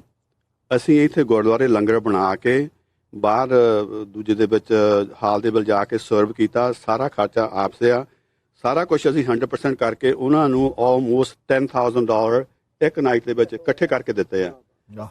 ਉਹਦੇ ਵਿੱਚ ਜਿਹੜਾ ਹੁਣ ਜਿਹੜਾ ਸਿੱਖ ਹੈਗਾ, ਸਿੱਖ ਕੱਲਾ ਸਿੱਖਾਂ ਤੇ ਨਹੀਂ, ਸਿੱਖਾਂ ਨੂੰ ਤੁਹਾਨੂੰ ਜਦੋਂ ਜਾਤਾ ਹੀ ਸਿੱਖ ਘਰੋਂ ਬਾਹਰ ਨਹੀਂ ਨਿਕਲਦਾ, ਹਿਊਮੈਨਿਟੀ ਦੀ ਗੱਲ ਕਰ, ਘਰੋਂ ਬਾਹਰ ਨਹੀਂ ਤੁਸੀਂ ਨਿਕਲਦੇ। ਘਰੋਂ ਬਾਹਰ ਨਿਕਲਦਾ ਮੇਰਾ ਮਤਲਬ ਹੈ ਸਾਰਾ ਕੁਝ ਤੁਹਾਡੇ ਆਲੇ ਦੁਆਲੇ ਹੈਗਾ, ਜਦ ਤੱਕ ਤੁਸੀਂ ਉਹਦੇ ਨਾਲ ਤੁਸੀਂ ਗੱਲ ਨਹੀਂ ਕਰਦੇ, ਤੁਸੀਂ ਕਿਸੇ ਪਾਸੇ ਜੋਗੇ ਰਹਿ ਨਹੀਂ, ਤੁਸੀਂ ਸਿੱਖ ਕਹਾਉਣ ਦੇ ਫਿਰ ਹੱਕਦਾਰ ਨਹੀਂ ਰਹਿ ਜਾਂਦੇ, ਹਨਾ। ਉਹਦੇ ਨਾਲ ਉਹ ਮੇਰਾ ਖਿਆਲ ਸ਼ਾਇਦ ਪਹਿਲੀ ਵਾਰੀ ਹੋਇਆ ਹੋਊਗਾ ਕਿਸੇ ਨੇ ਦੂਜੀ ਕਮਿਊਨਿਟੀ ਲਈ ਕੀਤਾ ਹੋਊਗਾ। ਹੁਣ ਅਸੀਂ ਉਹ ਜਿਹੜਾ ਹੈਗਾ ਆ, ਅਸੀਂ ਉਹਨੂੰ ਹਰੇਕ ਸਾਲ ਕਰਦੇ ਹਾਂ, ਜਿਹੜਾ ਬਾਹਰ ਜਨਰੇਟ ਕਰਕੇ ਕਿਸੇ ਨਾ ਕਿਸੇ ਲੋਕਲ ਚੈਰਿਟੀ ਨੂੰ। ਹੁਣ ਜਿਹੜੀਆਂ ਲੋਕਲ ਚੈਰਿਟੀਆਂ ਉਹ ਆਪਣੀਆਂ ਸਿੱਖਾਂ ਦੀਆਂ ਤਾਂ ਹੈ ਨਹੀਂ, ਗੋਰਿਆਂ ਦੀਆਂ ਹੀ ਅਕਸਰ, ਉਹਨਾਂ ਨੂੰ ਹੀ ਪੈਸੇ ਜਾਂਦੇ ਆ। ਪਿਛਲੇ ਸਾਲ ਅਸੀਂ ਹਸਪਤਾਲ ਲਈ $15,000 ਇੱਕੋ ਹੀ ਨਾਈਟ ਦੇ ਵਿੱਚ ਇਕੱਠਾ ਕਰਕੇ ਦਿੱਤਾ। Very nice. And it's a small community, ਜਿਹੜੇ ਪੇ ਇਹ ਵੀ ਨਹੀਂ ਹੈਗਾ ਪੇ ਬਹੁਤ ਬੜੇ ਅਮੀਰ ਲੋਕ ਇੱਥੇ ਰਹਿੰਦੇ ਆ, ਸਾਰਿਆਂ ਦੇ $2-2 $4-4 ਪਾ ਕੇ। ਤਾਂ ਹੁਣ ਨੈਕਸਟ ਈਅਰ ਸਾਡਾ ਹੈਗਾ ਇੱਥੇ ਜਿਹੜਾ ਵਾਟਨ ਹਾਊਸ ਆ, ਉਹਦੇ ਲਈ ਪੈਸੇ ਕਰਨ ਦਾ ਸਾਡਾ ਟੀਚਾ ਅਗੇਨ 14-15,000 ਦਾ ਆ। ਅਸੀਂ ਕਰਨਾ, ਮਹਾਰਾਜ ਦੀ ਮਿਹਰ ਹੋਊਗਾ, ਹਨਾ। ਇਹਦੇ ਨਾਲ ਸਿੱਖ ਨੂੰ ਬਾਹਰ ਨਿਕਲ ਕੇ ਘਰੋਂ ਜ਼ਿੰਦਗੀ ਜੀਣੀ ਚਾਹੀਦੀ ਆ, ਨਾ ਕਿ ਤੁਸੀਂ ਕਿਸੇ ਘੋਰਨੇ ਵਿੱਚ ਵੜ ਕੇ ਬੈਠੇ ਰਹੋ। ਸੋ ਇਸ ਦੇ ਨਾਲ ਹੀ ਤੁਹਾਡਾ ਤੇ ਭੈਣ ਜੀ, ਤੁਹਾਡਾ ਦੋਵਾਂ ਦਾ, ਵਿਨਿੰਗ ਸਾਹਿਬ ਤੇ ਤੁਹਾਡਾ ਜੀ, ਦਿਲੋਂ ਧੰਨਵਾਦ ਜੀ। ਤੁਸੀਂ ਸਮਾਂ ਦਿੱਤਾ ਤੇ ਪੋਰਟ ਅਲਬਰਨੀ ਦੀਆਂ ਜਾਣਕਾਰੀਆਂ ਸਾਡੇ ਨਾਲ ਸਾਂਝੀਆਂ ਕੀਤੀਆਂ। ਬਾੜ ਸਾਹਿਬ, ਕਿਵੇਂ ਲੱਗਿਆ? ਬਹੁਤ ਵਧੀਆ ਜੀ, ਕਿਉਂਕਿ ਖਾਸ ਤੌਰ ਤੇ ਇੱਥੋਂ ਦੇ ਸਿੱਖ ਤੇ ਪੰਜਾਬੀ ਭਾਈਚਾਰੇ ਦਾ ਸਥਾਨਕ ਪੱਧਰ ਤੇ ਯੋਗਦਾਨ, ਉਹਨਾਂ ਦੁਆਰਾ ਪਹਿਲਾਂ ਕੀਤਾ ਗਿਆ ਸੰਘਰਸ਼, ਸਭ ਤੋਂ ਵੱਡੀ ਗੱਲ ਹੈ ਕਿ ਸ੍ਰੀ ਗੁਰੂ ਗ੍ਰੰਥ ਸਾਹਿਬ ਜੀ ਦੀ ਛਤਰਛਾਇਆ ਦੇ ਵਿੱਚ ਗੁਰੂ ਘਰ ਦੇ ਅੰਦਰ ਬੈਠੇ ਆ, ਉਹ ਸੰਘਰਸ਼ ਸਾਰਾ ਨਾਲੋਂ ਨਾਲ ਚੇਤੇ ਆਉਂਦਾ ਸੀ। ਸੋ ਮੈਨੂੰ ਲੱਗਦਾ ਕਿ ਆਪਣੇ ਦਰਸ਼ਕਾਂ ਨੂੰ ਵੀ ਵਧੀਆ ਲੱਗਿਆ ਹੋਵੇਗਾ ਪ੍ਰੋਗਰਾਮ। ਤੁਸੀਂ ਟਿੱਪਣੀਆਂ ਜ਼ਰੂਰ ਕਰਿਓ, ਜਿਹਦੇ ਨਾਲ ਕਿ ਅਸੀਂ ਭਵਿੱਖ ਦੇ ਵਿੱਚ ਵੀ ਇਹ ਪ੍ਰੋਗਰਾਮ ਕਰਦੇ ਰਹੀਏ। ਸੋ ਭੈਣ ਜੀ ਤੁਹਾਡਾ ਤੇ ਭਾਜੀ ਤੁਹਾਡਾ ਤੇ ਬਾੜ ਸਾਹਿਬ ਤੁਹਾਡਾ ਧੰਨਵਾਦ, ਸ਼ੁਕਰੀਆ ਜੀ। ਦੋਸਤੋ, ਇਹ ਸੀ ਸਾਡਾ ਅੱਜ ਦਾ ਪ੍ਰਾਈਮ ਫੋਕਸ। ਉਮੀਦ ਕਰ ਰਹੇ ਹਾਂ ਕਿ ਤੁਹਾਨੂੰ ਚੰਗਾ ਲੱਗਿਆ ਹੋਣਾ। ਅੱਜ ਅਸੀਂ ਪੋਰਟ ਅਲਬਰਨੀ ਦੇ ਗੁਰਦੁਆਰਾ ਸਾਹਿਬ ਦੇ ਵਿੱਚੋਂ ਇਹ ਪ੍ਰੋਗਰਾਮ ਪੇਸ਼ ਕੀਤਾ। ਇੱਥੇ ਭਾਈਚਾਰਾ ਕਦੋਂ ਆਇਆ, ਕਿਵੇਂ ਵਸਿਆ, ਕਿਹੜੀਆਂ ਦਿੱਕਤਾਂ, ਕਿਹੜੀਆਂ ਮੁਸ਼ਕਲਾਂ, ਕਿਹੜੀਆਂ ਮੁਸੀਬਤਾਂ ਸਹਿੰਦਾ ਵੱਡਾ ਹੋਇਆ, ਤੇ ਫਿਰ ਇੱਕ ਵਾਰ ਫਿਰ ਇੱਥੋਂ ਹੌਲੀ ਬਾਹਰਲੇ ਸੂਬਿਆਂ ਤੇ ਟਾਊਨਸ ਵੱਲ ਲੋਕ ਜਾਣੇ ਫਿਰ ਸ਼ੁਰੂ ਹੋ ਗਏ। ਉਹ ਸਾਰੀ ਕਹਾਣੀ ਅੱਜ ਦੇ ਇਸ ਪ੍ਰੋਗਰਾਮ ਵਿੱਚ ਪੇਸ਼ ਕਰਨ ਦੀ ਕੋਸ਼ਿਸ਼ ਕੀਤੀ ਹੈ। ਸਮਾਂ ਸਮਾਪਤ ਹੈ, ਜਾਣ ਤੋਂ ਪਹਿਲਾਂ ਇੱਕ ਵਾਰੀ ਫਿਰ ਤੁਹਾਨੂੰ ਸਭਨਾਂ ਨੂੰ ਕੈਨੇਡਾ ਡੇ ਦੀਆਂ ਮੁਬਾਰਕਾਂ, ਤੇ ਉਮੀਦ ਕਰਦਾ ਹੈ ਪ੍ਰੋਗਰਾਮ ਚੰਗਾ ਲੱਗਿਆ ਹੋਵੇਗਾ। ਆਉਣ ਵਾਲੇ ਕੁਝ ਦਿਨਾਂ ਦੇ ਵਿੱਚ ਹੋਰ ਅਸੀਂ ਵੈਨਕੂਵਰ ਆਈਲੈਂਡ ਦੇ ਵੱਖੋ-ਵੱਖ ਸ਼ਹਿਰਾਂ ਦੇ ਵਿੱਚੋਂ ਪ੍ਰੋਗਰਾਮ ਪੇਸ਼ ਕਰਦੇ ਰਹਾਂਗੇ। ਜਾਣ ਤੋਂ ਪਹਿਲਾਂ ਕਹਾਂਗਾ, ਜ਼ਿੰਦਗੀ ਜ਼ਿੰਦਾ ਦਿਲੀ ਦਾ ਨਾਮ ਹੈ। ਦਵਿੰਦਰ ਸਿੰਘ ਬੈਨੀਪਾਲ ਨੂੰ ਆਗਿਆ ਦਿਓ। ਸਤਿ ਸ੍ਰੀ ਅਕਾਲ। ਤੁਸੀਂ ਦੇਖਦੇ ਰਹੋ ਪ੍ਰਾਈਮ ਏਸ਼ੀਆ, ਤੁਹਾਡਾ ਆਪਣਾ, ਤੁਹਾਡੇ ਲਈ।